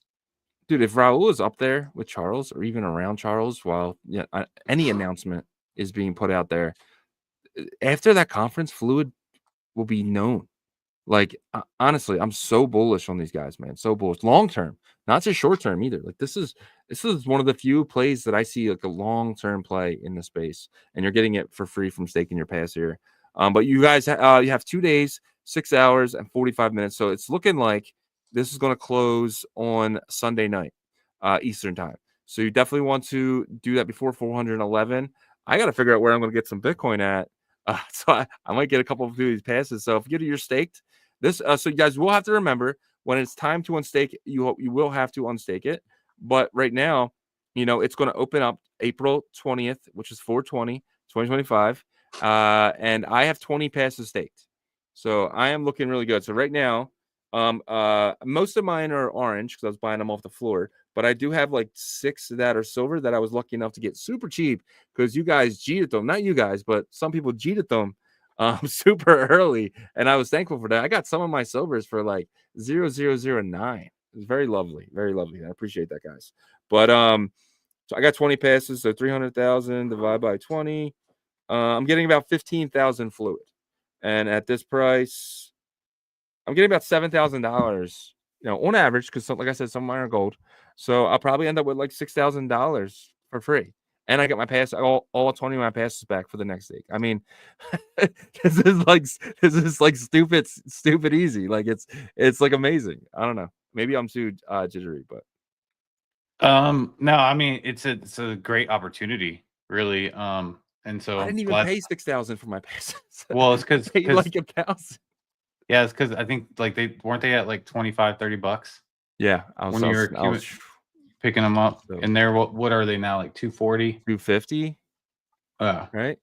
Yeah, and I'm pretty sure they're gonna try to figure out more ways after this too that people can utilize these passes. Because if you look at their Cardano side, they're constantly figuring out ways for people to benefit from staking their tokens or anything. So yeah, pretty cool. I'm gonna bring up the Magic Use. If you guys are interested in getting like that, they're kind of high in price right now. So I mean, this is not financial advice. I'm not telling you to buy these. Like I said, I was buying them super cheap, so it is different. But if you do have them, you should definitely stake them. There's no reason not to stake them. This isn't like something like with Merlin where the asset's going to drop in value. Don't worry about the fluid passes prices. They will drop when the vault closes. They will drop in value. So if you want to accumulate for the next round, if there is a next round, then that would probably be the time to do it. But that's something I'm going to be doing once it closes, and people are going to probably just dump the ones that aren't staked. They're probably going to dump them, right? But there's not many here at all. But yeah, sitting at about $180 right now. Like I said, I don't know if it's gonna be worth the stake on, but I mean, you do get the pass back and you get the free token. So I don't know, but it is something that potentially I might do myself. But definitely take a look at what they're doing. But yo, I'm telling you though, if these drop back to $40 when the vault closes on Tuesday, I'm gripping these up, dude. I'm gripping as many as I possibly can. I'm gonna hold them long term. Nice.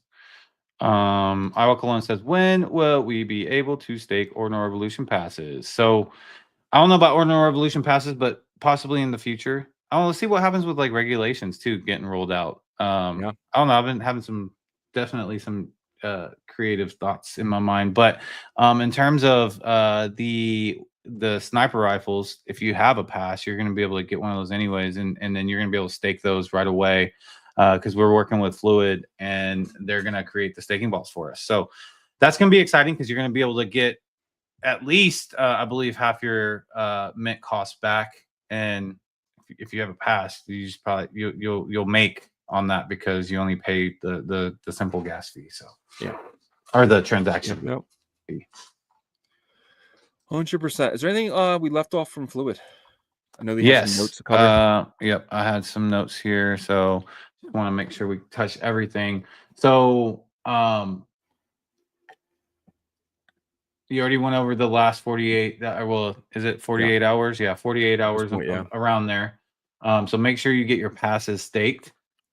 And then I'm not going to go too much detail into this, but like another tool that they're working on is an airdrop tool. So if you are a founder, it's going to be way more beneficial for founders. But like if you're not a founder and you want to airdrop to a bunch of addresses, you know, so that's something they're going to roll out. But this is why I'm so bullish on them. Is like no one asked for this tool. They just want to keep putting products out that helps the ecosystem. So that's something to look forward to. And then yeah, the arch, there's going to be a demo that they're going to have ready, should be by the end of this month. And so we're going to have them on an Arch Thursday. So that should be a fun one. Yeah, man, 100%. Definitely looking forward to that.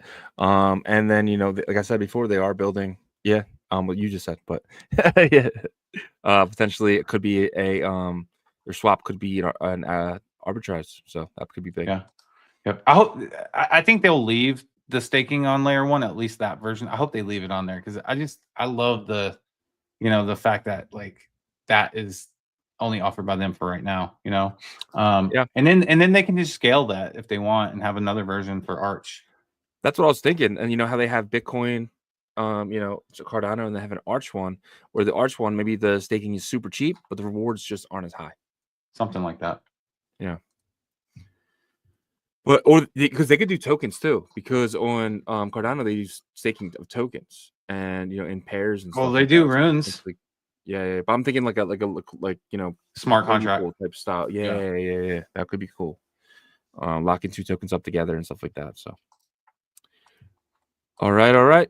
It's kind of I have one. So Adam's gonna be joining us in about 9 minutes for our next segment. But before that, I did want to. I've been talking about it all week. And it finally happened, but nothing happened. So Toshi put out a tweet today. Well, they automated Toshi. Loading complete. So let me bring up this tweet here. Crap, I think I lost it. Yeah, I ended up losing it. But you saw the tweet this morning. What do you think exactly he could be talking about? Is this bullish or what do you think is going on? I'm gonna bring it up. I don't know, man. Like this is, I said this before. It reminds me exactly of the Node Monks. You know, the pre-hype of Node Monks. It's almost kind of like, is Toshi just a fake, like, you know, British voice? And is it is it BitGod? Is he BitGod? No, I'm just kidding. Because like I felt like he was in charge of that marketing back then. But and it's the redacted stuff. I hate that. I know. I'm still convinced though that Toshi sold the No Monkeys to a group of people that made it well off of OXBT. I'm not going to say who, but a group of people that made a lot of money off that and potentially bought it off of him, and then they did the mint. And you know, that could be why the marketing was so good from somebody, but I don't know. But anyway, it does say loading complete. Bot v0.0.01 systems active. So that tells me something. There's something that is active. Upgrade path confidential. I'm so glad it doesn't say redacted. Sources, security layer armed, network tunnel established, modules loaded 1, remaining modules locked. So the modules. What is? Remember? I remember modular systems. What was that all about? I think this is just jargon, like just, you know, trying to hype things up here. Should I put this in ChatGPT and ask ChatGPT what the hell it could mean? Yeah, it says initiate the Bitcoin full node. So maybe if you you know, put that in search, then you can figure out what he's talking about here. But source proprietary. So he owns the rights to it. That's what I'm getting from that. I was really hoping for a clear message today after waiting for him to load up for the last 12 days. And now it's just like, so I asked ChatGPT, I said, what does it mean? It said, the output appears to describe an initial process of a bot or system designed to interact with Bitcoin's network as a full node. Here's a breakdown of its components. So it kind of breaks me down the components, but it doesn't say anything. It just says that it's designed to interact with a Bitcoin's network's full node. Is it minting something? Like a AI bot that can run a node? Oh wow. I don't know if that would be bullish or not. I mean, like, if you run a full node, then you don't have to pay like the platform fees. You get, you can get things kind of front of the line quicker and stuff like that. But I don't know. But I'm interested. I'm interested after you read that. That's for sure. 100%. All right. I guess the next thing here would be Bitcoin DeFi TVL skyrockets 2,000% in 2024, driven by staking and US spot Bitcoin ETFs. So Bitcoin DeFi, that's a narrative that we both are very bullish on, especially with these L2s and everything that's happened with staking Bitcoin. And we do know that liquid staking of Ethereum is insanely profitable, and we do think that's going to come here in the sense of EVM Bitcoin products, right?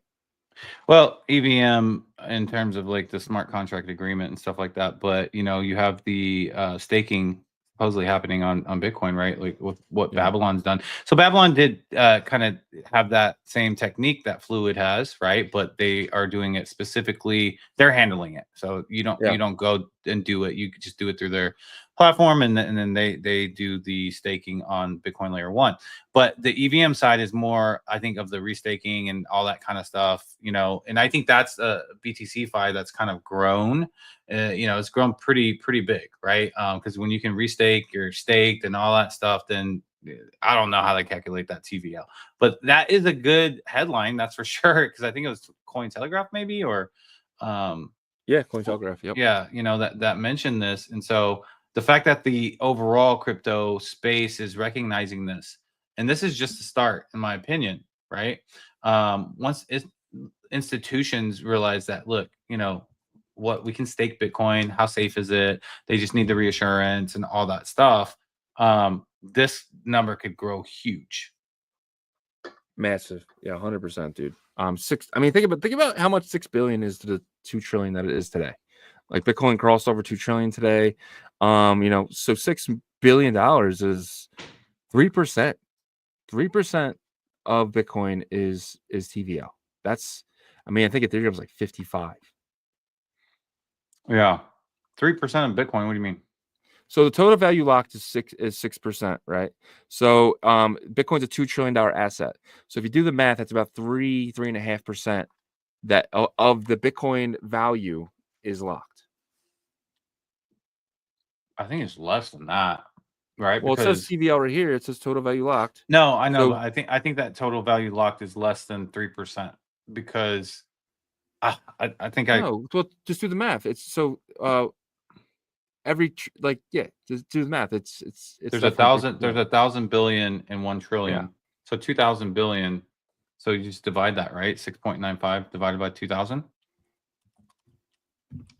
Well, no. So there's 100 billion in a trillion. There's 1,000 billion in a trillion. Yeah. If there's 2 trillion, that's 2,000. So it's 0.3475%. Okay. Wow. Which is even smaller. Yeah. Yeah, man.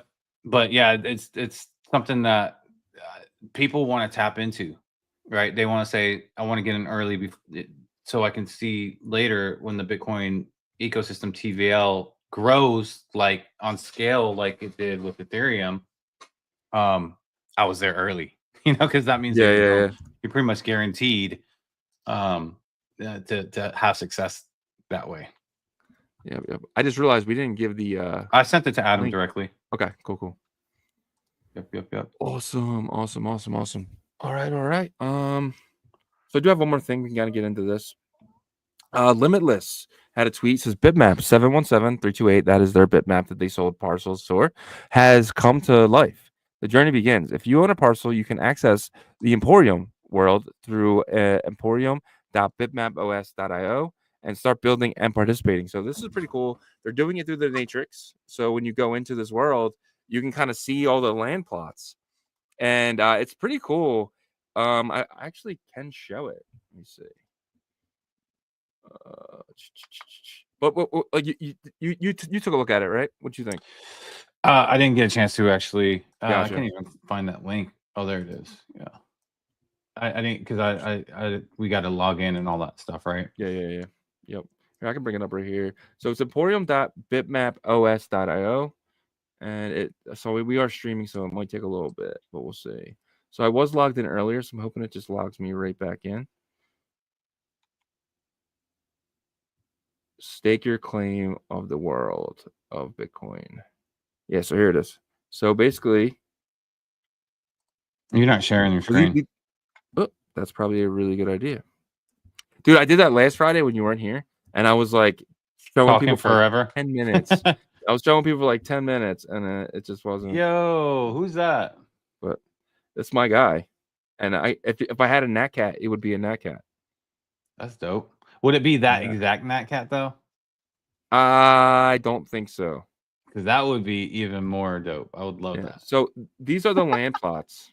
All right. So if these are everyone owns basically one of these. And if they don't own it, if you want to get one, you go to Magic Eden. But I did see someone build in. So eventually these are all gonna have houses and shit in them because you're gonna be able to come here and like build a house. So these will be like the streets, and then you'll come up beside and it'll be like an Ordinal Revolution advertisement and stuff. Like we're definitely gonna do that. Yeah. That's cool, but like, how come we can't see anybody else's stuff that's been built? No one's built yet. So this is super early. So there is stuff that has been built. I just can't find it. So is there like a different view, like a way to zoom out and stuff? Good question. Probably not. Or it probably is, but you got to mess with it. Press space bar real quick. Woo. There's the jump. Woo. There's the jump. I wonder if I can zoom out this way. Yeah. How'd you do that? See anything? I just use my key. Okay, cool. My mouse. Gotcha. And then you gotta. But I don't see anyone has built it. I did see something earlier. There was someone put their name on it. I hear something. Is that something? I think those are just smaller parcels. Oh yeah, smaller parcels. So I'm hoping to see something here. That's pretty cool. But I feel so small and the parcels are so big. Yeah. I'm running across someone's land here. So this is the Natrix? This is the Natrix, yeah. Okay, so like so this is one bitmap address for the Natrix, right? Yes. And then within the bitmap address, there's multiple parcels and people own those parcels. Okay, cool. Yes. So like if we wanted to go to another like world, we just go to their bitmap and then we can play do whatever they have built there, correct? Exactly. Yep. Looks like someone's built something. Look at this. Oh, there it is. If you build it, he will come. Yeah, I will come to it. Yeah, it's me. Oh wow, dude, it's like 3 floors. Can I go in? Oh, I want to see the outside. Oh, I can go in. Oh, what the heck? They blocked the stair. Oh, that's stairs. Oh, man, this is gonna be tough. Oh man, I'm not. I can't get out. That's pretty cool. Hold up. You can't get it out. There you are. I got it. It's like is there a strobe in there? Some sort. Oh, that's it's the block runner guys. Yeah, block runners. That's cool. That's their tower. It looks like. I want to build a tower. So when you log in, is there like an option that says I want to build or something? I had to connect my wallet. No, I didn't really spend time. I'm gonna spend some time with it this weekend. But no, I don't remember seeing anything. But I'm sure there's something. I mean, there's stuff here. Oh, okay. That's probably like the menu. Okay, yeah. That's awesome. It doesn't look it doesn't look like it's laggy at all. That's definitely a plus. It's definitely not laggy. Yeah. I wonder what this is. You don't know. Not letting me. Oh, there it goes. So this is probably what it is. Connect wallet. Okay, and then I can probably build on this screen, and then it'll probably just show up. But really cool. Really cool. So. Yeah, that is cool, man. Yeah, I can't wait till we build our little studio or whatever we decide to build on that. Yeah, it's gonna be fun. It's gonna be fun to see where our guy is.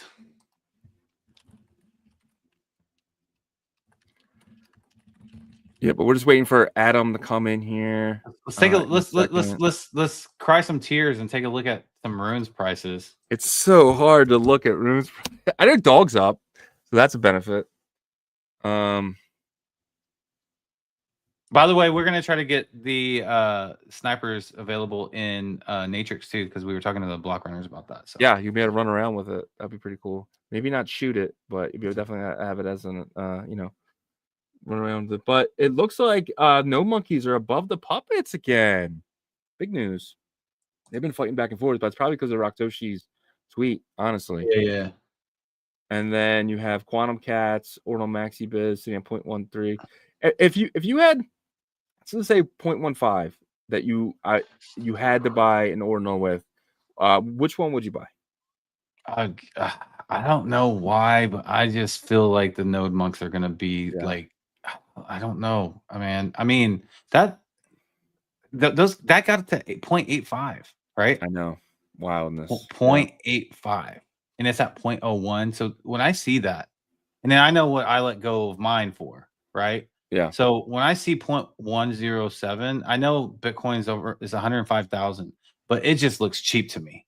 You know what I mean? Because I know where it's been and I know what I let go of mine for. And so it's just wild to see these prices. So I do think there's going to be an aggressive repricing. Does it get back to 0.85? I don't know. If Bitcoin's at 150, that's going to be kind of crazy, right? So, but not really. If it's at 150 at 0.85 and we're in the peak of the bull, actually, that I can see it at 0.85. Actually, we talked before, and I did say that I think a couple of these get past the Bitcoin. Yeah, I do think that's going to happen, but I will say this though, man, like it's crazy because we've been in this ecosystem when it's been crazy and energetic and all these things. So we've seen the prices go crazy. Yeah. So it's weird for us to see this pullback and kind of mind share that has gone away. Now, that's whenever you're kind of like, oh man, the mind share's gone away. What else is happening? And when you least expect it, mind share comes back. And so I don't know if that's going to be the spring or summer or fall, but I think Ordinals definitely have an aggressive repricing. Yeah, I think so too. But I just don't know about the runes, right? So I'm very bullish on the collections, 100%. Runes, on the other hand, I'm not as Why is NUSD at the top of your list though? That's weird. It's because of the market cap. Oh, okay, gotcha. Because they made sure they have enough. Yeah. So it's it's E, whatever the hell E means, but it's tons and tons of NUSD. But obviously it's given out 1-to-1 for the Bitcoin valuation. But Dog would be that number one in market. I can actually probably change this to volume. We think probably, right? That's probably best because that shows what people are paying attention to. So Billionaire CAD's up 8% on the day, or the 7-day, so it's pretty good. But Dog's down 1.7. Pups, dude, Pups is getting. Do you think BTC passes Pups? That's in the question now, dude. It's there. Well, if you remember, I feel like people like Farmer Joe and people, they won't let that happen. And if you remember last run up in, I think it was October leading into November, like BTC, I don't know if it passed it, but it got really close. Like, it ran to like 100 million. And then Pups eventually was like, okay, it's our turn. And then that's when Pups kind of ran hard and it got to that 300 million. But yeah, it was neck and neck at one point. But if you look at the holder counts, 15,000. It's not a huge amount, especially whenever you compare it to like traditional token communities, but it's enough to where if Runes does blow up, then I could see it getting to like 50,000, 100,000 holders quick. If there's an environment to where like people can just buy quickly, But I don't know. I think Pups, they definitely have a strong brand as well. BDC has a strong brand, and of course, like Dog, has that strong community. It's glad to see them back to 6 million. But we'll see. RuneCoin is an interesting one because like they have 100,000 holders, but that's just numbers to me right now because you're looking at 100,000 holders with $37 million market cap, right? So doesn't really balance out well. It just shows you a lot of wallets have like 30 RuneCoin. You know what I mean? And we do remember when they're doing that. They're doing like a partnership with one of those sites that you do activities for and you receive tokens. Remember that? But I can't imagine how much they paid in airdrops for that stuff. But Moonshot? It wasn't Moonshot. No, Moonshot is where you can buy it with like your debit card or something, right? Yeah, it was like I know that Tap was using them as well. I can't remember the name of them though. But the squirrel something. Yeah. I know what you're talking about. Gizmo sitting at $11 million, super low for Gizmo. Cypher Genesis $8 million. And then we have Memento Mori at 6 million. Man, Mori's down 23% on the week, bro. Ugh. Yeah. When does it get better? When does it get better? I mean, but that's the thing right now. It's like it's not just runes. Meme coins are getting besides the top ones, besides the Doge, the Shibas, and that like range. But Dog with Hat's taking a beating right now. All the newer ones from this cycle are taking a beating. So it's not just runes, coins in general. So I'm going to ask you: are we leaving a meme coin mania for AI mania, which is now going a step further and going into AI DeFi? Like, is the meme narrative over? No, I don't think it ever completely dies away. Because there's just too many humongous assets like Doge right now. I mean, if you look at the market cap, it's sitting at like number 6, I think. Yeah. It's number 7, right? At a $61 billion market cap. And so people will always see that and be like, what's the next meme that could do that? And it's kind of like the dreamers thing, right? Like people dream about like, oh, I want the next Doge. It started with Bitcoin. Yeah. Oh, I want to get into the next Bitcoin. But like the AI thing, I think that there's definitely a mesh of meme and AI happening right now, but it is transitioning pretty quickly to people only want stuff that like that has a product or utilize something. Yeah. So even though it might have taken the mind share away from memes, which it definitely did, it's now slowly starting to kind of like melt with like utility a bit, because it's like, okay, like, yeah, this is a cool AI token project, but what does it do? And if it's just another, we know travel agent's probably not legit, right? Or just analytics page, then people don't want that because there's already 10 of those.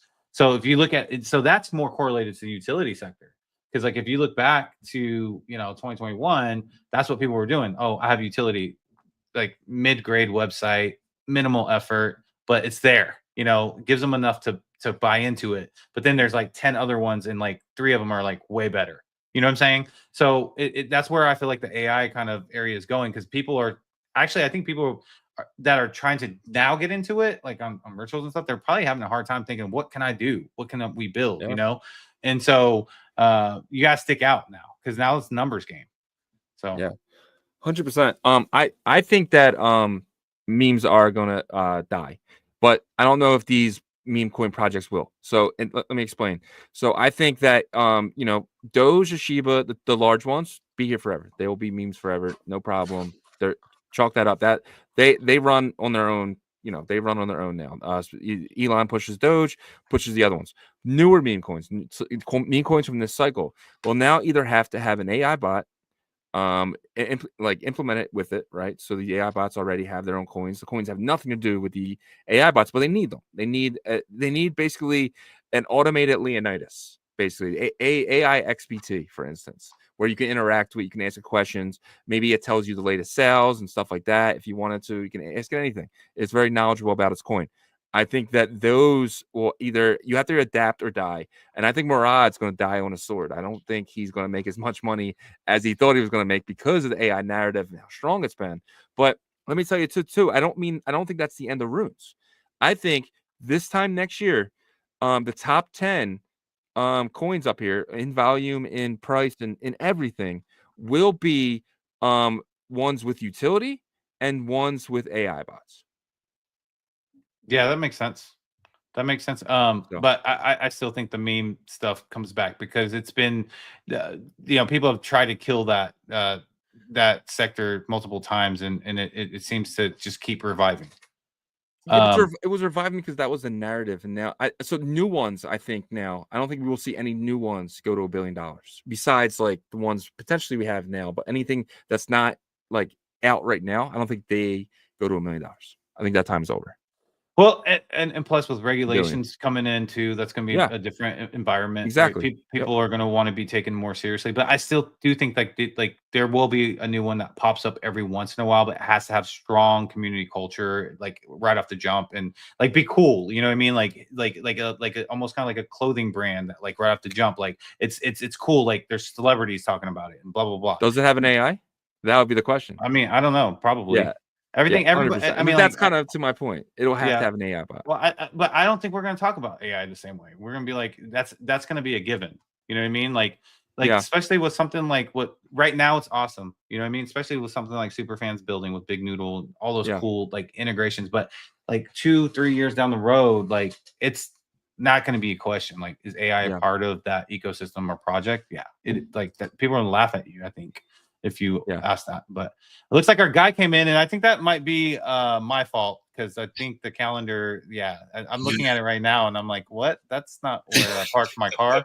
No, but sorry about that, man. These time, you know, time. Why can't we all just go to like a universal clock, bro? And it's UTC? just like the clock is the clock, and yeah, it's 10 for me, it's 1 for you. It's like we're still tied into this like thing. Yeah, whatever, man. It's all good, bro. I was like, oh no. Yeah, all good, man. Thank you for being here today. Today is the first day we're doing the Emblem Hour, which will be every Friday. We're gonna have different team members from Emblem come on and join us. In the final hour of the week, which is awesome. Kind of get what's been going on with you guys. What are you guys thinking for next week and the updates, of course. But yeah, man, I would love to start off with an update from this week with Emblem. Well, dude, I was I caught what you guys were just talking about with meme coins, and our meme coins dead. I don't think meme coins ever die. I think meme coins, there's always going to be a place for meme coins. Zero question about that. I saw one popping up today. It was like USA coin or whatever, bro. Ran to like $40 million, dude. It's like we've realized this is a way we trade attention, right? And it gives us something to gamble on in real time, fresh every day. That's not going anywhere, man. That's not going anywhere. But the idea that, you know, now we can attach, you know, AI bots to it and they can become like the lead cheerleader for those tokens and stuff is really, really interesting. I think it's a new paradigm we're moving into. I agree with you with that because I was taking that side of the debate, and but I do think it does kind of simmer down to where there won't be like thousands, you know, and I think because there's going to be some serious projects that come through the next 12 months to 24 months because of regulation. But I think that there's always going to be like a meme coin that a community can feel like they can kind of lean on, right? And look to each other and be like, hey, look, I'm a part of this group.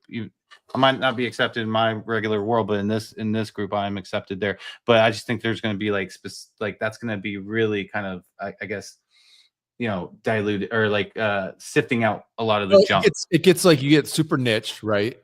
And then can that niche grow to like a wider understanding in the world? And that's like obviously incredibly difficult to do. There's only a handful, you know, Bitcoin, Dogecoin, and apparently XRP.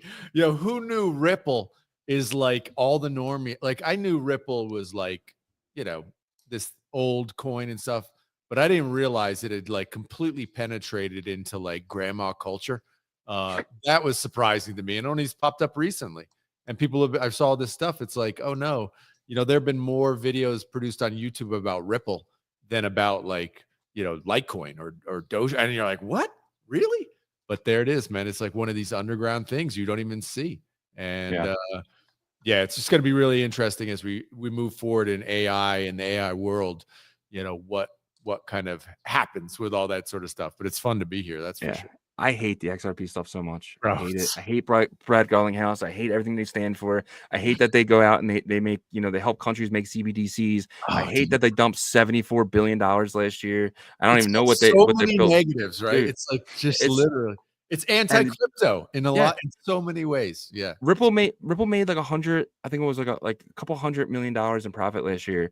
And I think it was like 78% of that was from dumping XRP. 98%. But they are like they help people with investments and stuff like that. So the Ripple company makes a little bit of money, but they have so many employees that they're probably not making any actual profit from that. Right, because like Ripple company, what are the employees doing, dude? Maybe they're out there making helping sell the Ripple to assholes. Yeah, and they're marketing. They're making YouTube videos for grandma. That's why there are so many fucking XRP videos, man. It's all market. It's all YouTube marketing. They're paying for the YouTubers, right? Yeah. Brad Garlinghouse donates to Kamala Harris, the losing, and now he's donating. It's just I hate them so much.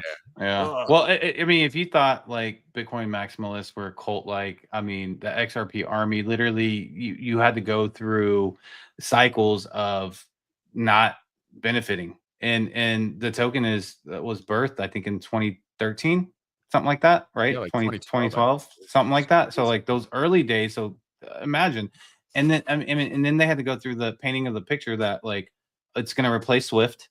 And that means that one Ripple is going to be worth $10,000. You remember that those days, right? And then there's still people who seriously believe. That's why I say that like that cult power is there for that community, and whether they're crazy or not, the Bitcoin maximalists, at least you can say, oh, okay, number went up constantly. You know what I mean? Like, okay, I know why you're crazy. But like now, I guess they're going to be able to say, hey, I made some money now. Dude, I mean, XRP did jump up.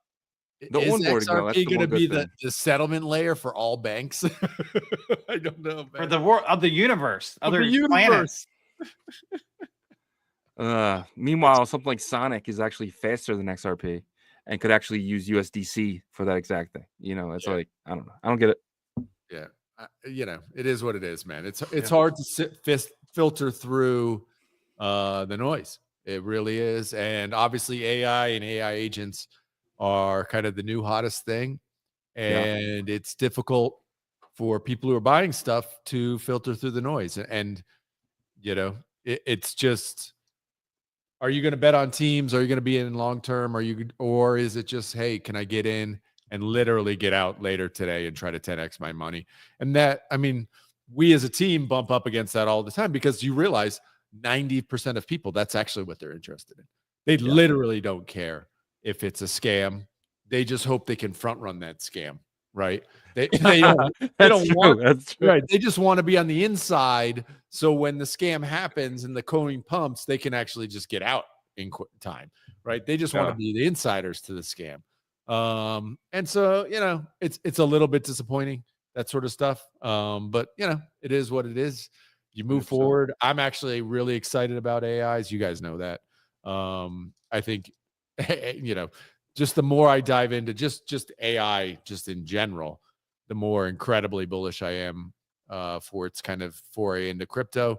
Whether or not we are able to build things in the real world that real world normies use, I don't know. Still to be determined. But I know for sure what we're working on at Emblem, and building with Agent Hustle and all this sort of stuff. I'm really excited about that because I think I think we've talked about it a little bit on the show before, but I think we're in the next 2 years, crypto is going to be able to completely move away from wallets as we know them now, and that for me is just really exciting. Interesting.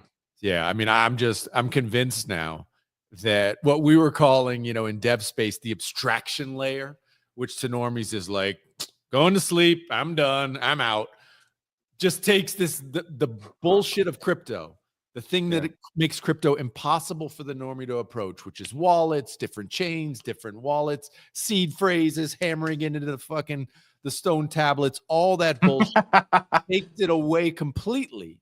And just, I buy, sell what I want, I get what I want, and I use it wherever I want. That layer, what I'm, people would call the abstraction layer, bro, it's like come into complete focus now. And it's going to be AI based. I have zero question now. Completely. That's funny that you talk about that because we actually talked about that in today's live stream. Is that I mentioned that I think there's going to be a huge wallet consolidation. I don't think they go away. They'll probably integrate with AI, right? Yep. But like you're seeing the account abstraction happen right now. Like you saw it with Merlin, with Bitcoin and EVM. You're seeing it with Solana and Bitcoin coming up near. ICP is using it right now with Xverse.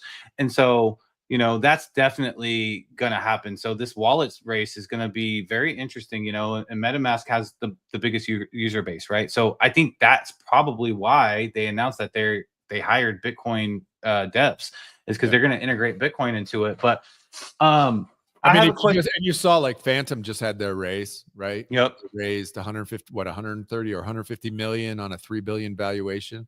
I have it right here. Set to raise 150 million 100%. Yep. Yeah, and you think about that, But I'm telling you, man, if Phantom, they better get their ass in gear, because if they don't think they're gonna, I mean, they know, right? Everybody knows now. It for anybody who's in the kind of wallet space, you see what's happening. Yeah. And yeah, they need to integrate all the blockchains. They need all that tech, and that's why Emblem is kind of front runner in this tech, because we've built this out for NFTs in the past. But the idea of a wallet in the way that we know the wallets, that's going away. And so Phantom's got a really good lead. Obviously, their product's great. I use it. You guys use it, right?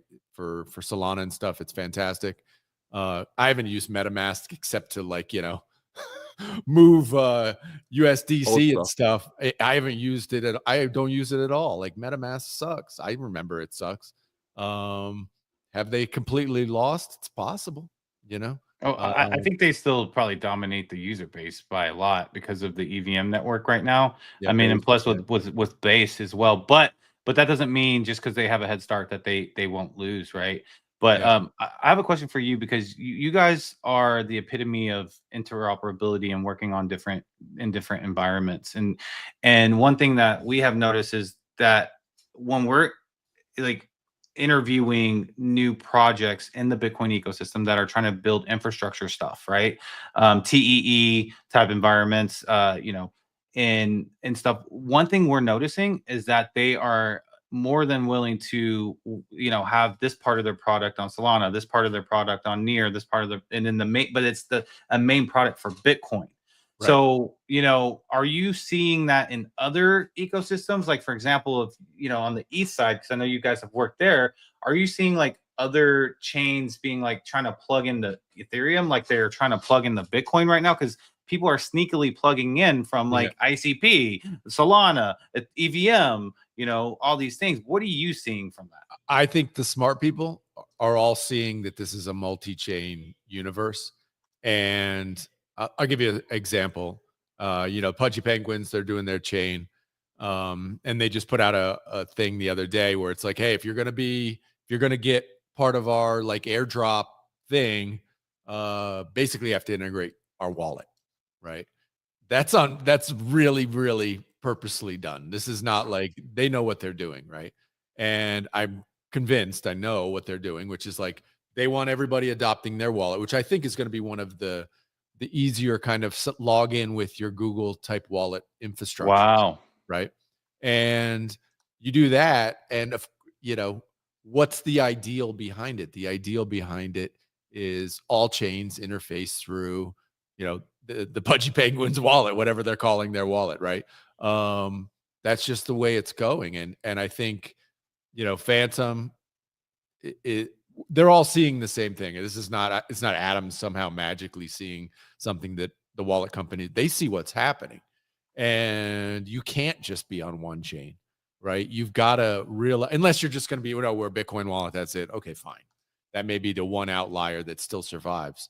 But for all these other chains and the L2s and everything, it's about how can I make my wallet basically invisible to the user, where the user just gets what they want and accesses what they want. And right now it's still super clunky, but it won't be for long. And I think that's the big change with what's happening in AI. And when Shannon, our lead dev, told us 3 months ago, hey, what these guys are kind of doing, we can our infrastructure is already built for this. I think it was a huge aha moment for Jake and myself. Wait a minute, we really are basically smart wallets. We've created an infrastructure of smart wallets on multiple chains already. Holy cow. And we already have the AI we can plug into this kind of ecosystem. That's what we're doing. And that's what, Agent Hustle's doing. That's what kind of the update of the week is basically our Telegram bot, which is, Agent Hustle, in a private DM on Telegram. You're going to be able to do what I'm describing here, hopefully in the next couple of weeks on Telegram. Wow. Which is, it starts in Solana. You're going to be able to buy or sell your meme coins on Solana. But very quickly here, we're going to roll out, Bitcoin and Ethereum. And, You know, how it evolves and how it looks, obviously going to be way different in a year than in 2 weeks. But the idea is that, you know, we're basically abstracting away all the blockchains, and it's just, what do you want to do? Hey, I want to buy some dog, you know, on Bitcoin. You buy dogs, right? You know, and the wallet system is kind of just diffused below the surface of an AI agent. So yeah, that's the idea. Obviously, these things take time and energy to build and a lot of work, but that's the idea. And I think we're going to be out there pretty quick with kind of our you know, MVP that people can start playing around with. And how this thing evolves over time, bro. It's like you've heard my vision of where it evolves to. Right at the beginning, it's going to be like trading meme coins and dollar cost averaging in and selling half my stack, and you know, it's going to be the kind of stuff you're used to, you're ready for. But you know, how AIs develop and grow over time, that's why I'm so bullish, you know. Yeah, 100%. And I would love to be like, hey, take my Bitcoin and go get me yield. Totally. Get me as much yield as you possibly can. I don't care the risks, right?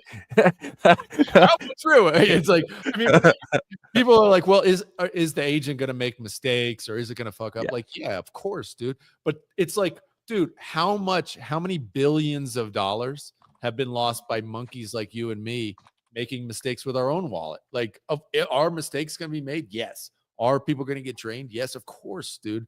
But as we figure this out, there's zero question. Like, I'm going to love having that AI agent watching my back, you know, when I go to buy this Solana shitter, and it's like, you sure you want to buy that one? Because I just checked the bubble graph, and you know, it's 99% owned by one dude. You sure you want to buy that?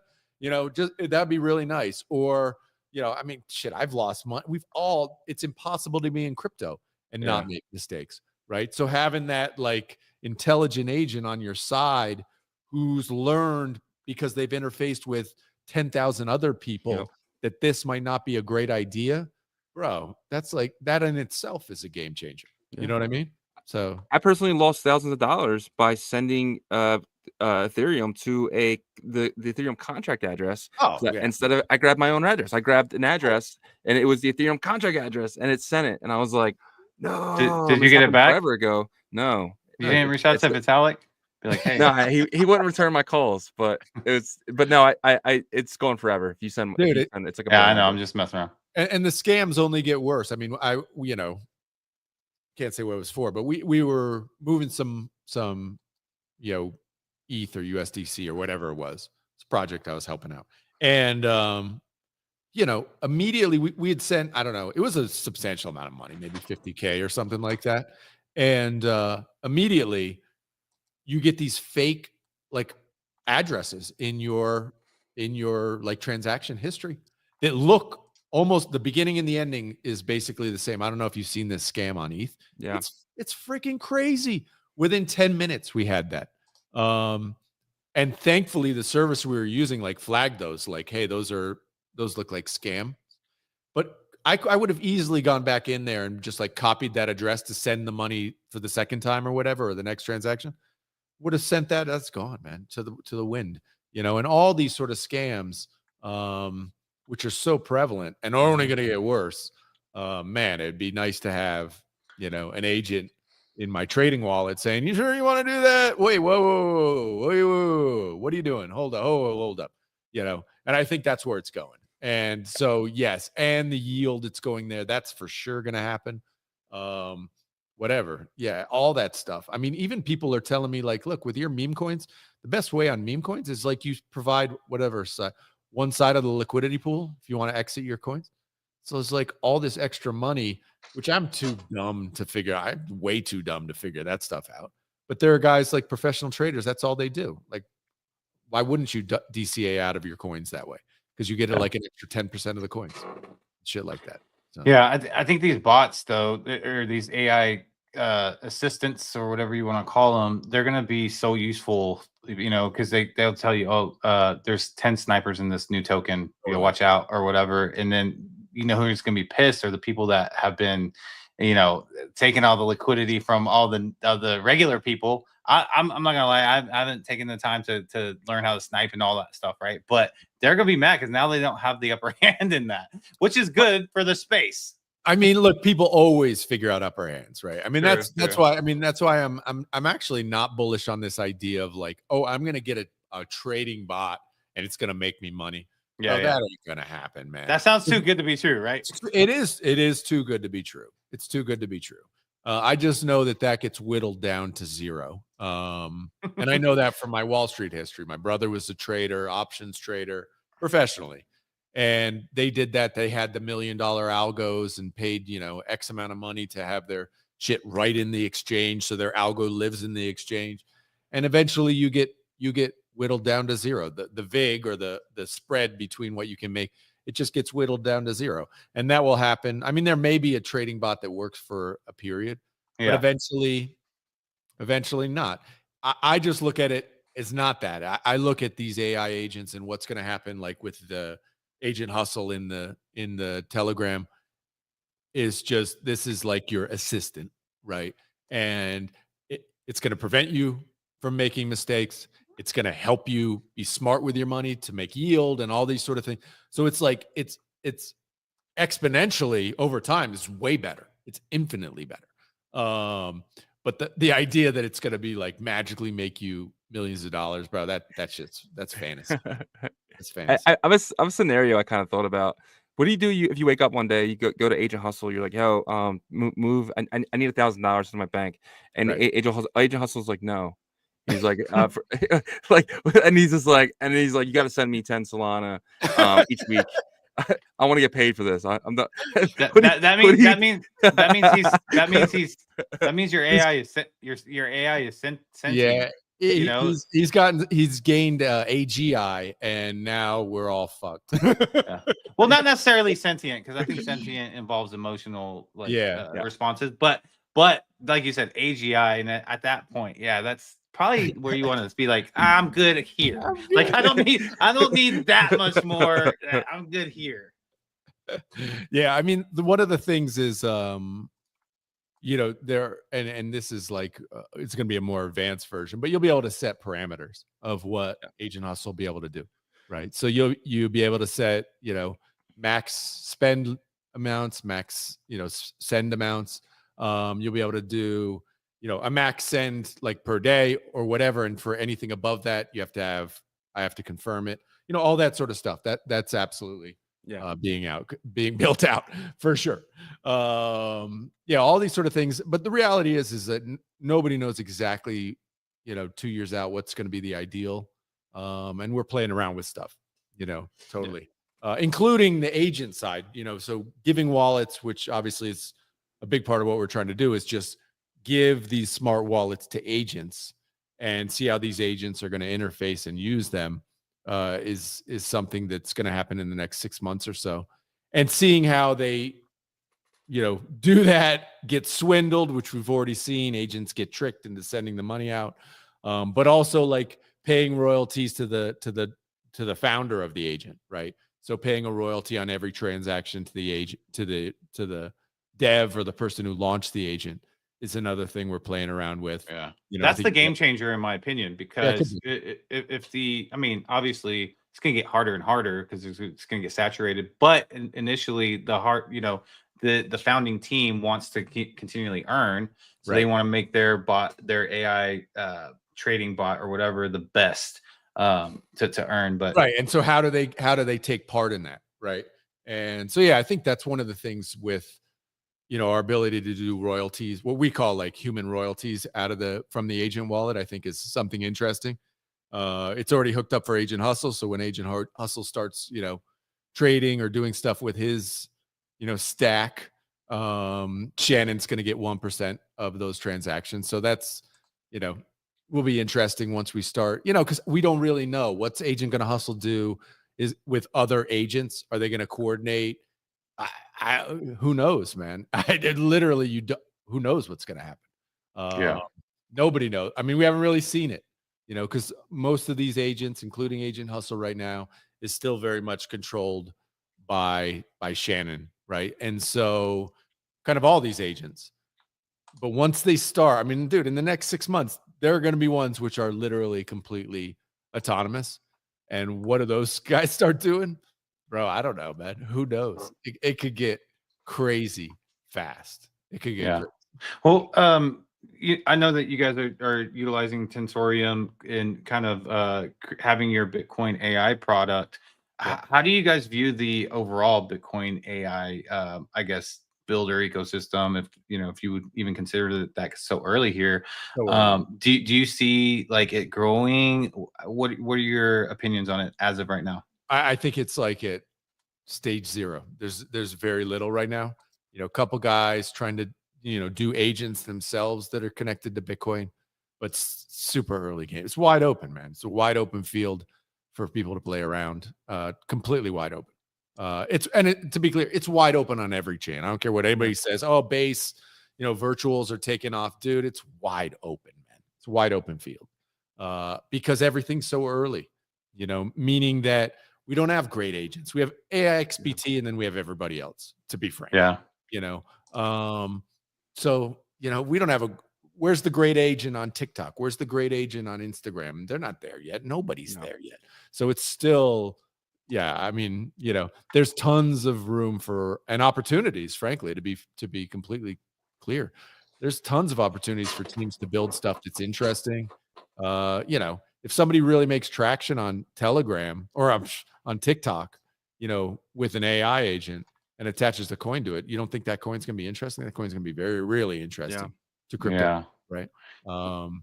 So there's tons of interesting stuff. And if there are teams out there listening and they're like, well, we're already building agents, we don't know how do I connect them to crypto?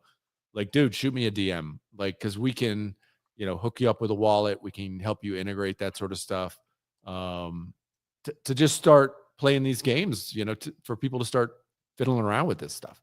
We've seen kind of the first inning, which was like the meme coin version of it.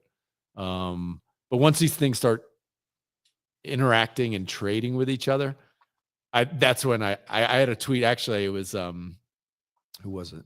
Not Balaji, but the other day it was like inning 1 is AI agents with coins attached, and kind of inning 2 is AI agents trading with each other. It just gets really interesting fast. And we haven't seen it yet, so I'm excited for it. 100%. We see something like I think it's called like Hey Anon. I've been doing research on it. Mm-hmm. It's built by Daniele, who he had a bunch of projects last cycle that didn't do too well. He had an own fork, and he was a master of DeFi, and he's putting this out, and he had an ICO, and it went crazy. And people are really not knowing what he's going to do. We know that Andre Cronje is kind of helping him a little bit because he's kind of building on Sonic as well. So I'm really curious what he brings. But then that opens up the gate there for stuff like Emblem to kind of see what that can do, and and then you utilize what you guys are building to kind of open that up even further. Yeah, I mean, think about it this way: like when you see agents being built on, basically right now there are agents on Base and Solana. Okay, that means they're tokens on the Base and Solana. And none of them are trading with each other at all, right? Humans are trading the tokens, okay?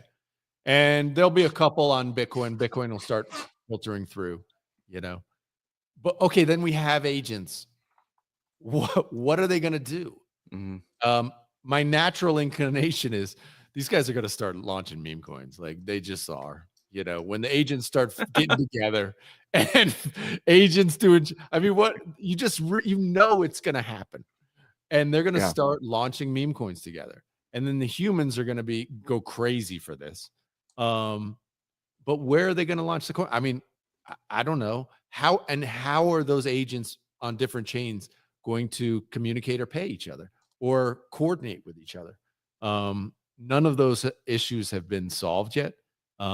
We have a solution, which I'm bullish on, right? But it hasn't happened yet, right? It's so just to give people some like context of what's happening and what's going on. It's like we're still in like, oh, there's an agent and it has a token and we can trade the token. Okay. But what's the next stage? And this seems to me like the obvious next stage is, agents coordinating with agents, agents paying agents, agents collaborating or creating agent cabals. I mean, it's only a matter of time till the agent cabal starts launching meme coins. Like, it's gonna happen. And I feel like sorry, go ahead. Go ahead, man. Go ahead. I was gonna say, I feel like we have an AI agent commenting in our thing right now. now. Really? I haven't checked the comments. We have somebody bombing stuff in there. He said you cannot build on Bitcoin. That's not true. Ask Fluid Tokens, Liquidium. Meme coins don't matter. Is that you, Shizzy? Is this your alt? No, I'm not Tight Designs. And then he says AI is a trend that will be cool for a quick flip, but extremely short term. What is your response to that? Yeah, that's totally wrong. It's completely yes, AI agents maybe as meme coins. Sure, in the same way that meme coins flip and most go to zero, absolutely, not wrong. But agents, as far as like AI and AI integrated in crypto, that's completely wrong. Completely wrong. For the reason, if only the one reason I explained, which is the abstraction layer of crypto. That is, if AI is only that to crypto, that only that one idea where it abstracts away the wallets, it's literally the most valuable thing to happen to crypto since like Ethereum. Like, it's the most valuable thing.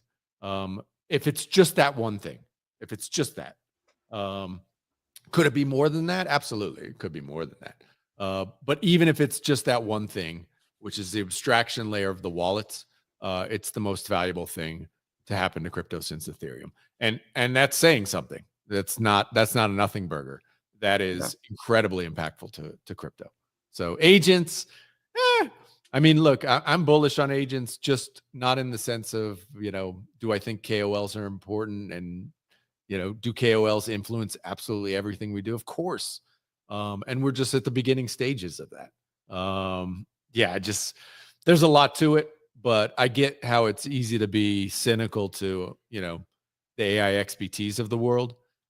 But, people who have a little bit bigger vision realize that if you just look, I mean, it's all I've been talking about for the last 3 days. So cut me off if I'm rambling. But if you just think about it, the KOLs that have popped, it's text-based. It's text on X. And the most successful one is AI XBT.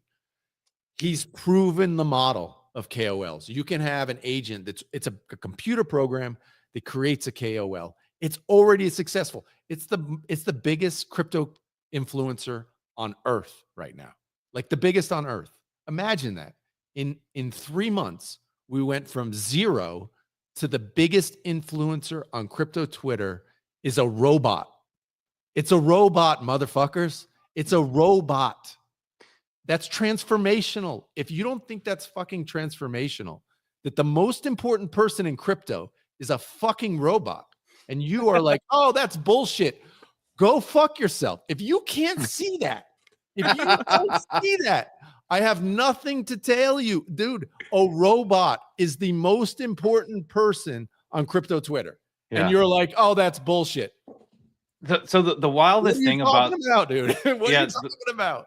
The wildest thing about AI XBT is that, like, well, let's talk about KOLs, right? Like, what makes a KOL like sought after by a project? Personality and being able to get people to follow what they say, right? And an AI was able to accomplish that. That's wild to me. But the second part that I don't get is there's talented people that created AI XBT or know how to create an AI XBT, but I only see AI XBT really dominating that mind share for the AI KOLs, right? Now, he's done it extremely well to the point where you got like actual human KOLs wanting to impress this AI, right? So, but why hasn't anybody replicated that or like just tweaked it a little bit with a little different personality or something? In the same way that it's really hard to be an important KOL as a human, it's really hard to make a computer that's the same way, right? I mean, you can copy it, right? There are people who try to copy whatever, Mr. Beast, right? People try to copy Mr. Beast. They literally will model his cuts, his thumbnails, the way he talks, the dead eyes, whatever, right? but you can't really be Mr. Beast because there's only one Mr. Beast, right? And that's just the way the world works, right? You can copy paste it, but to be the first one or be that one is hard. Like, you want to be the second most important AI KOL, you're gonna have to do something different than AI XBT, right? It's gonna have to be different. And that's where creativity comes in. And yes, humans can do that sort of stuff, but this isn't easy. As you guys know, building something and becoming an influencer or whatever is really freaking hard.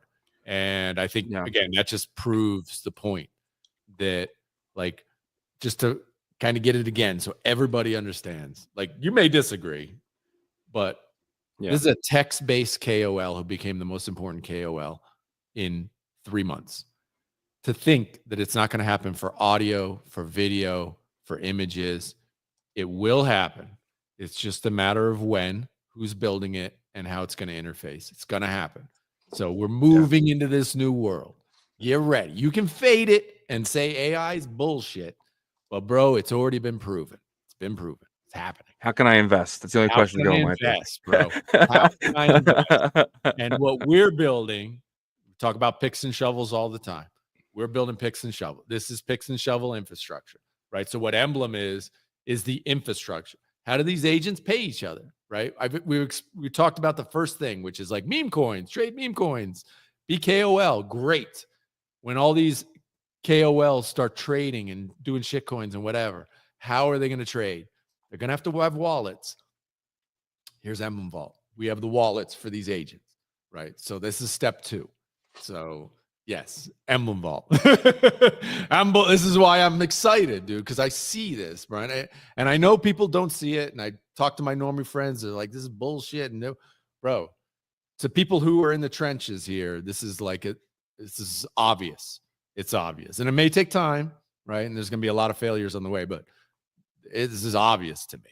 And I mean, you still look today, even on Cookie.fun, whatever. It's just over 1,000 agents. 1,000, bro. They're going to be 1 million, 10 million, 100 million agents. Each of them are going to have wallets. Each of them are going to be trading, bro. If you're not excited about that, bro, let's go, man. This is something, man. That's why I think you got to get in early and get a good one early, because eventually it's going to be so saturated. I think it's going to be harder. Yeah. Well, that's what I'm like, dude, why chase the meme coins? Right? Why not chase the infrastructure? Don't say that. Shizzy's like, I told you, everybody. Like, look at him in the background, just shaking his head. He's like, I'm right. I'm 100% right. I mean, I trade that shit too, man. Of course, it's fun. But then there's like, well, what do you are you going to have some plays in the things that like underlie it? Which you do. That's why you hold Bitcoin. That's why you hold Ethereum. Yeah. That's why you hold Solana, right? For sure.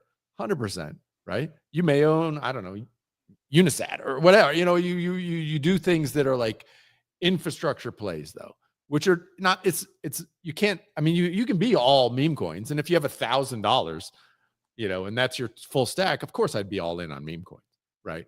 But as you like layer, you get into like investing and like figuring out what you're doing, you might want to have more than that. And so, that's obviously what we're doing with Emblem, agent hustle and doing the agent. It's simply to highlight what we're doing with the wallets, right? And the wallets is where the money is. I mean, dude, if you look at, the Telegram bots and what they make as far as revenue, it's ridiculous. Yeah, man. we saw. It's ridiculous. Crazy. It's crazy. Like I want to say 10 of the top 15 most profitable companies in crypto are all Telegram bots, trading bots. And do you guys plan to integrate your AI product like on the Bitcoin side for a better UX for like vaulting and stuff? 100%, dude. 100%. Awesome. Yeah, absolutely, dude. Absolutely. I mean, it was always when I first used Emblem Vault, which was like in 2021, it was so like clunky, the tech, that it was almost unusable, right? And people really only used it because there was a tremendous amount of money to be made by using Emblem Vault. And that's people fail to realize often how a little bit of friction overcoming that little bit of friction, there can often be crazy amounts of money on the other side of that friction. I'm sure Jake's probably told you, but the number of people who've made over $1 million using Emblem Vault is like crazy. It's like 70 people, using Emblem Vault, simply selling basically rare Pepes on Ethereum, right? That sort of thing, when we're talking about, bringing Bitcoin Ordinals to L2s on Ethereum, I know the hardcore Bitcoiners are like, why would I ever want to do that? That's so dumb. I'm Bitcoin only, bro. Really? Trust me, people will move their shit when there's money on the other side. Like always, dude. Always. Well, those are the senior citizens that haven't taken their daily medicine yet, so that's why they're acting cranky. I'm telling they're you, all rich. They're all rich, right? They don't give a shit about making more money at that point. I right? guess, man. I guess, but I tend to find that the rich people are really interested in making more money. That's true. That's true. You want to keep up your lifestyle. But they want to do it very in their way that they feel safe to do it, though. That's for exactly sure. Exactly. So yeah, I mean, obviously, yeah, it's a big thing of what we're building out. This idea that, so for example, we launch on say the abstract chain, right? With the penguins. And, I know they have a desire to bring over Bitcoin assets. They want Bitcoiners over. They want to import culture, right? And money, right? They want the people and they want node monkey holders, and they want puppet holders, and they want, pizza ninja holders. They want them all over there, right? Why? One is they want culture. They want Bitcoin culture. But two is they want guys with big bags coming over there to, play around. And they're gonna incentivize people coming over there for sure.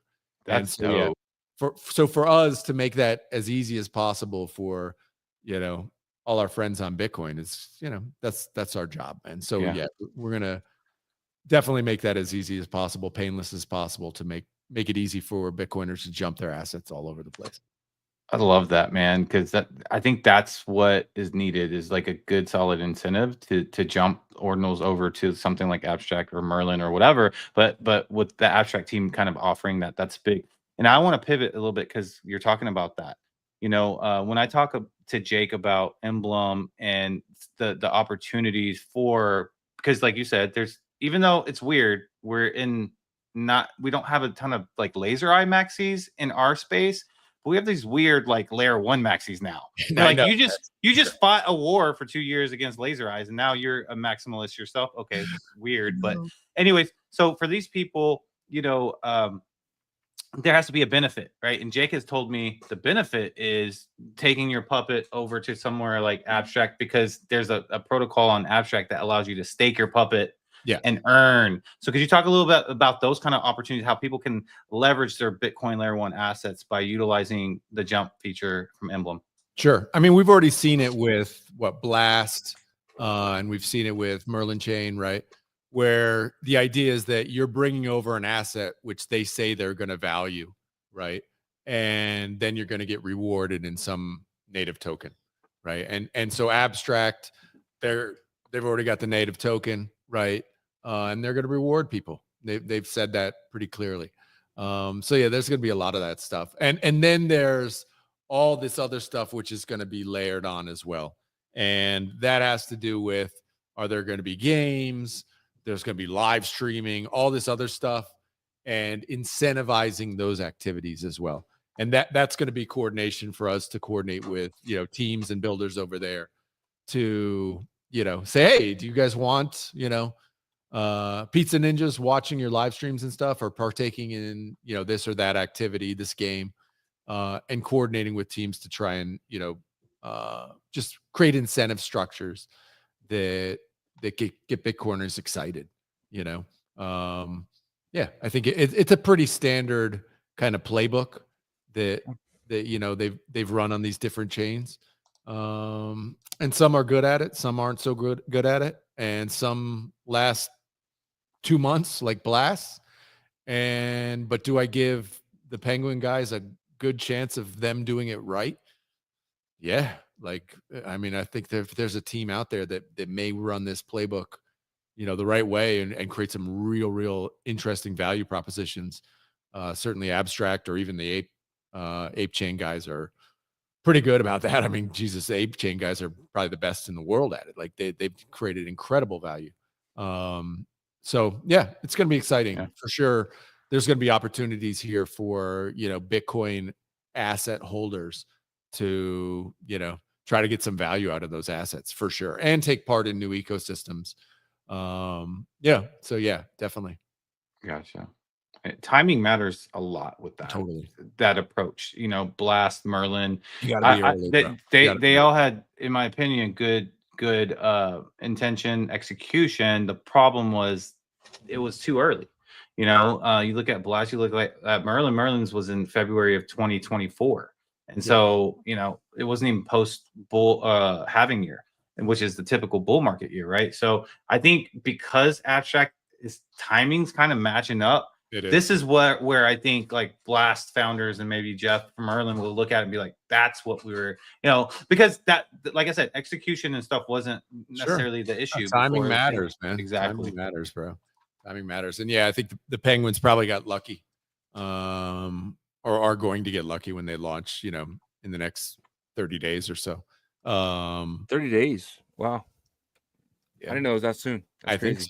I think so. So basically I can take a puppet, use Emblem, and get that on that chain, abstract chain, and basically earn the abstract token. Correct. Potentially. Yep. Wow. Yep. Yeah. That's going to get me to do some bridging, Adam. Jumping. Maybe jumping. Make sure you get it right. Jumping, and you jump over there, and then Ape Chain maybe happens a month or two later, and you move it there, or you jump it over to Ape Chain and airdrop hunting, baby. And Hustle organizes it all for you. You don't even have to worry about it, right? Yeah, I mean, I'm not even doing it. I'm telling Hustle to do it for me. That would be the ideal. You're like, Hustle, go hustle. Hustle, get out there. Like, what do I have to do, man? Put it in games, whatever it is, Yeah. I think this is like, it's going to be really interesting to see how the AI is able to kind of attack this. It's always been the thing. I'll just give you a personal. It's always been the thing for me.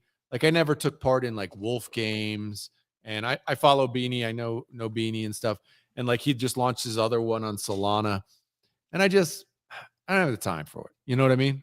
But that's not. But the reality is, I kind of would like to take part in it. Even like Pizza Pets, I didn't do it. I was like, you know what I mean? Because I just don't have enough hours in the day. But if I can tell Hustle to go do it, right? Tell my AI assistant to go do it. I just think it's a lot more. It's gonna expand our reach as humans to the things we're able to do. There'll be more time in the day than we know what to do at that point, right? Well, I doubt that. It's more just like I can do more, right? Well, yeah. I mean, at this point, I can have Hustle do all my trades. I can have DoorDash bring up all my food, right? Like, I'm gonna have so much more time to do. I mean, that's what Netflix. Done, right? It's like we've just we've 10x the amount of time we can have in front of our screen, right? But at the end of the day, that's what we've chosen to do. So yeah.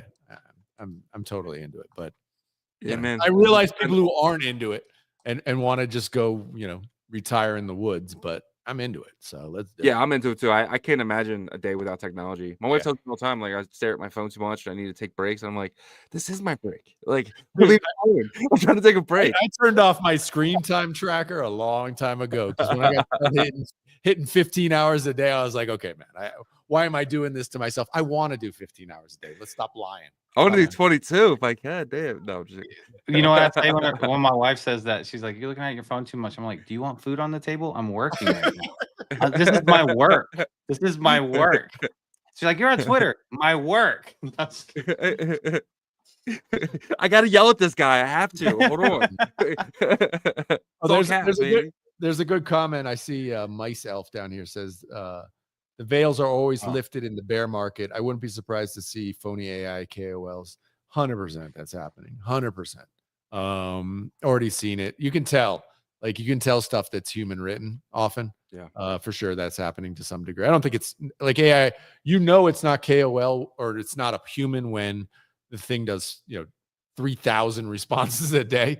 Okay, that's a computer. Yeah. But for sure, dude, it's crypto, man. There's all sorts of scammy shit out there, 100%. So yeah, 100%.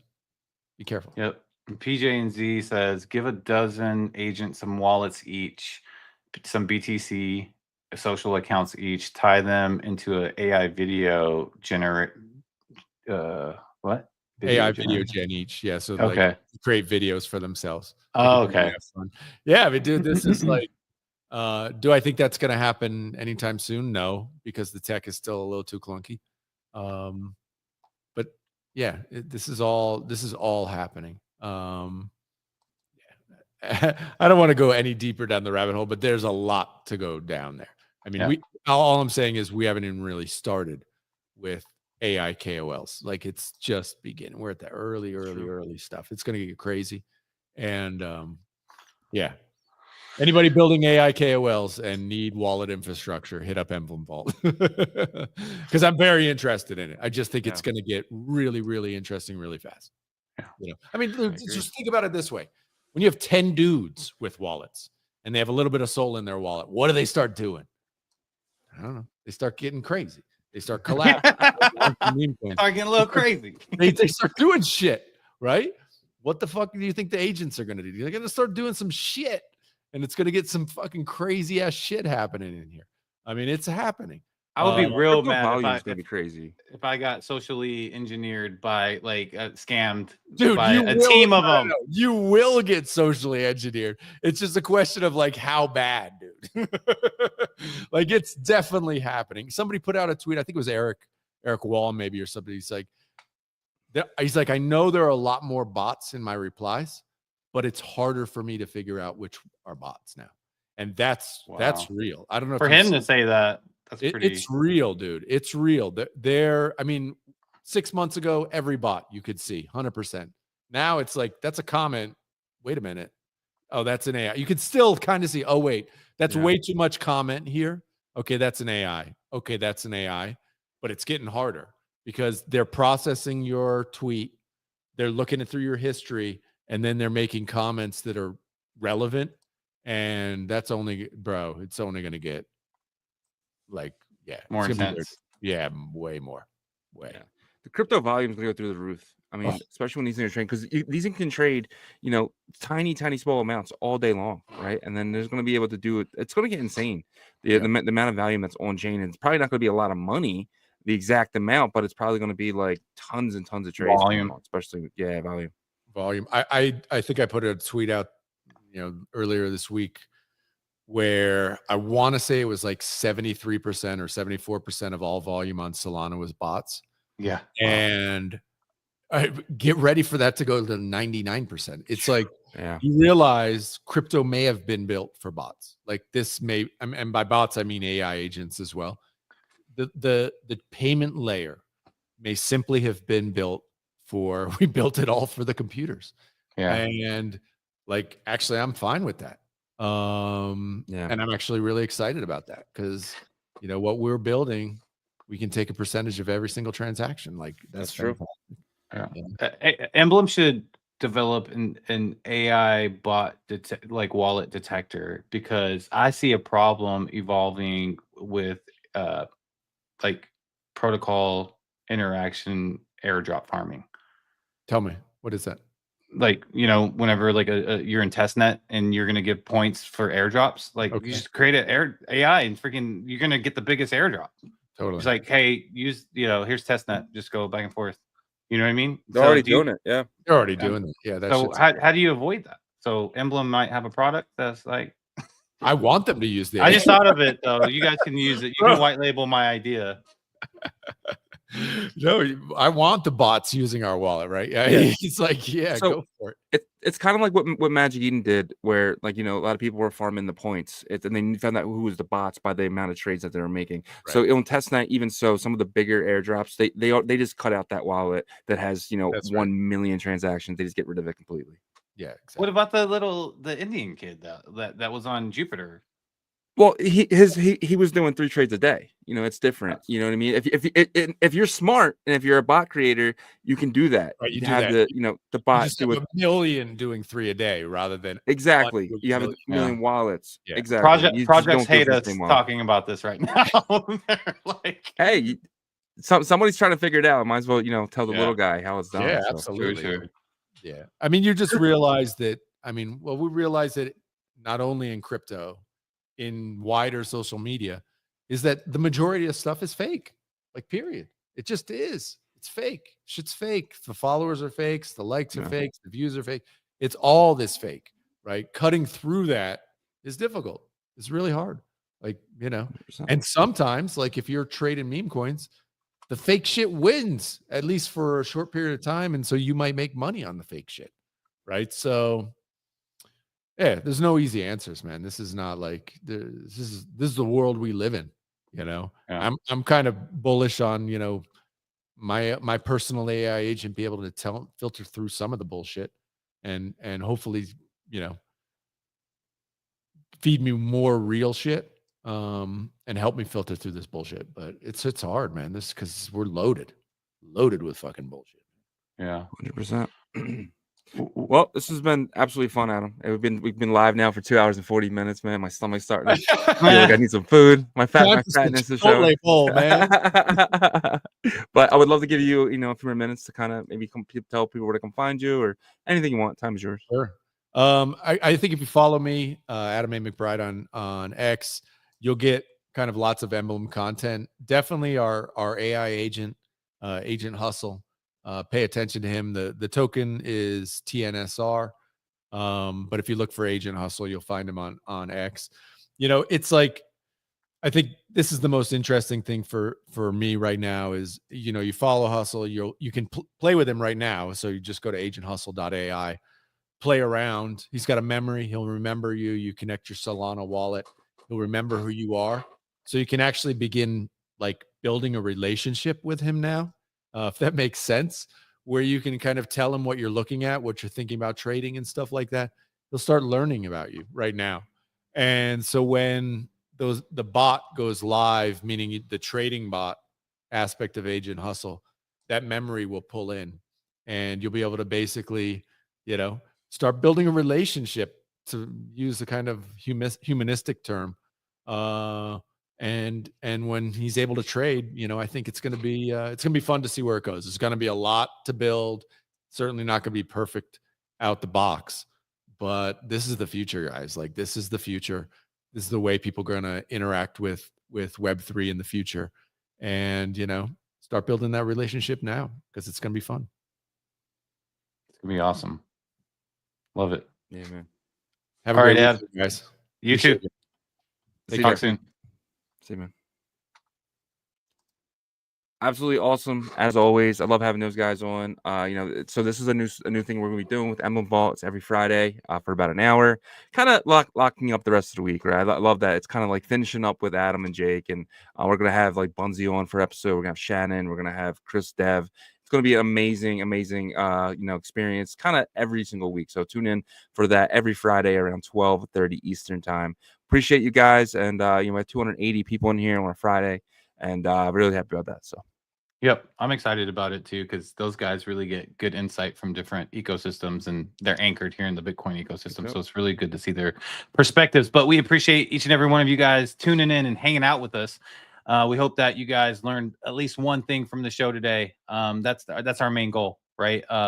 And we truly do appreciate you guys. You guys allow us to do what we love to do each and every day. And so we want to say thank you for that. And if you could check out our partners, we would greatly appreciate that. We just went over Emblem Vault, but these guys are doing big things in the Bitcoin ecosystem. You are going to be able to jump your ordinals from Bitcoin Layer 1 to other chains like Merlin Bitcoin Layer 2 or Abstract, the Pudgy Penguin chain. They want ordinals, so Emblem's going to be able to facilitate that for you guys and the chain. Also, they have their Emblem AI product. They're going to be able to deliver for you guys very soon. I believe it's going to be here in the next month or so. It's going to be the Bitcoin wallet integration. You heard Adam talk a bit about that with the Telegram LLM integration as well. It's going to be really fun. It's going to start off with Solana, but they're going to integrate the Bitcoin wallet so you guys can create transactions through your AI agent. So that's going to be really, really fun. You can learn more about these guys at emblem.vision. And then BetBTC is the predictions marketplace for the Bitcoin ecosystem. They leverage ICP and Bitcoin technology for you guys to be able to place bets on their marketplace. If you have an Xverse wallet with some Bitcoin in it, it only takes 6 blocks, and then you can start placing bets right away. Their biggest feature is coming up here in the next 2 weeks. It's create your own markets that you're going to be able to, benefit from creating volume for a market that you created on their platform. You're gonna be able to earn up to 1.5% of the total volume. So that's gonna be really fun. I'm definitely gonna participate in that myself. But once that's live, we're gonna be able to walk you guys through that. You can learn more about these guys at betbtc.win. And then Bitparp, the perps and leverage DEX of the Bitcoin ecosystem, they have their paper trading competition starting on Monday. Have your notifications on. Make sure you follow them on X because they have a big announcement that should be coming out today. And then you'll see what we've been kind of giddy about with their announcement. But on Monday, just, go to their site, mess around with it. It's testnet. The paper trading competition has a top 3, I believe, prize winners, and you'll be able to win part of that 10,000 USDT. So it should be very, very exciting. Their main goal is going to be for you guys to be able to use leverage and trade perps with the popular tokens across the crypto industry, but really have a focus also on the Bitcoin layer 1 fungible assets like Dog Go to the Moon and $1 Billion Cat. So you can learn more at bitperp.io. And fluid tokens. Remember, if you have a fluid pass, make sure you stake it before 12 a.m. Monday, which is kind of like Sunday night, really late, early Monday morning, right? After that, it's going to be locked up. You can't get in. So make sure you are staking that so you can earn the fluid rune token during their TGE.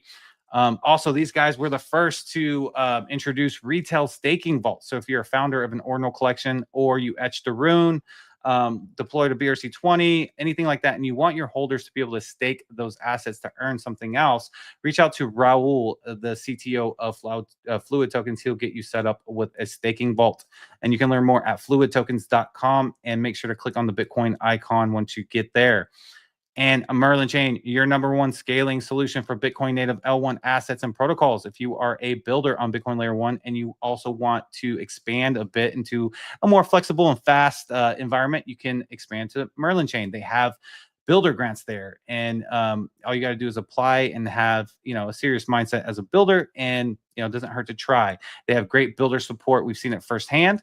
And if you are a retail user and you want to swap in something similar to Uniswap, you can utilize a merlinswap.org to trade your rep BTC or Merlin to something like the synthetic version of Dog Go to the Moon, right? So it's really cool. Yeah, they have the synthetic Bitcoin Layer 1 assets there. And please don't forget about our integrated partners and Foxy. They are building the metaverse on Bitcoin called the Bitverse, and they have the first-person shooter game, which I think we're going to try to get something going with a live stream next week because they are still finishing some things there. It's called Clan Wars. And Ordinal Hive is the aggregator Ordinal marketplace of the Bitcoin ecosystem. The cheapest Ordinals around on Bitcoin Layer 1 and Merlin Layer 2. And they have a new feature that they're going to reveal very soon. It has to do with the mempool. And so we're super excited about that. We actually got a little peek see yesterday on that. But we thank you so much for checking out our partners. Yep. Great job, man. If you guys wouldn't mind checking out ordinalrevolution.com, we have some of the best articles dating all the way back to last year. If you know someone just entering the space, send them our website. We really feel like we can help them get started and code up to where we are today. If you guys need a VPN, we have the #1 VPN Nord. It's $3 a month, guys. There's no reason not to have a VPN. When you go to these sites, they try to block you. It is not your country is blocking you. It's the website. Don't let them block you just because you're in a different area that they don't like. Screw them. Use a VPN, guys, and you can get it here at ordinalrevolution.com. And if you guys need tickets to Bitcoin 2025 Las Vegas, we got discount tickets here, but do not wait till May to get your tickets. Get them as soon as possible. They go up in value every single Friday, guys. So definitely get your tickets as soon as possible. Don't pay, $3,000 for a ticket when you can pay probably like $300-400 right now. So do that, guys. And if you guys need merch, we have some of the best merch in all of crypto, not just Ordinals, but click our store tab right here, and that'll take you to our merch. We got hats, we got shirts, we got school bags, and much, much more. Check everything out here at ordinalrevolution.com. bitmap.com. And guys, we are live Monday to Friday, 11 a.m. Eastern, 10 a.m. Central, 8 a.m. Pacific, and 4 p.m. UTC. Check us out all week, guys, and until Monday. See you guys.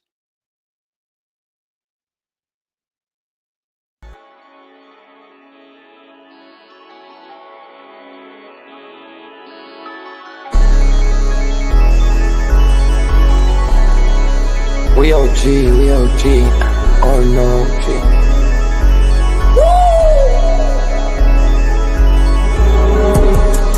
You're not bullish enough, yeah. Oh no, you're not bullish enough. You ain't got D or no. I get stoned by the bolo. Bitcoin set to overload, yeah. Experts on reload, yeah. You're not bullish enough, yeah. Oh no, you're not bullish enough. You ain't got D or no. I get stoned by the bolo. Bitcoin set to overload. Xverse on reload. Mempool getting hot. Everybody wanna rock, ayy. Runes is coming, everybody on a knot, ayy. It's a nuisance, Ordinal Revolution, ayy. Ordinal Revolution. Yo, it's my guy for real, bro. Got friends right now. Yo, BRC 420, bro. Yo, that shit on fire, bro. Imagine if he in here. Yeah, lock it in the seal. Murder. I got balls of steel. Nuki on the field. Yeah, this shit for real. With no calls, I get so far. Got 100 phone calls that I go hard, and they gon' love me. Smoke weed, huddle back. I get shiesty. Where my Bitcoin looking lovely. All this Toshi's nothing above me.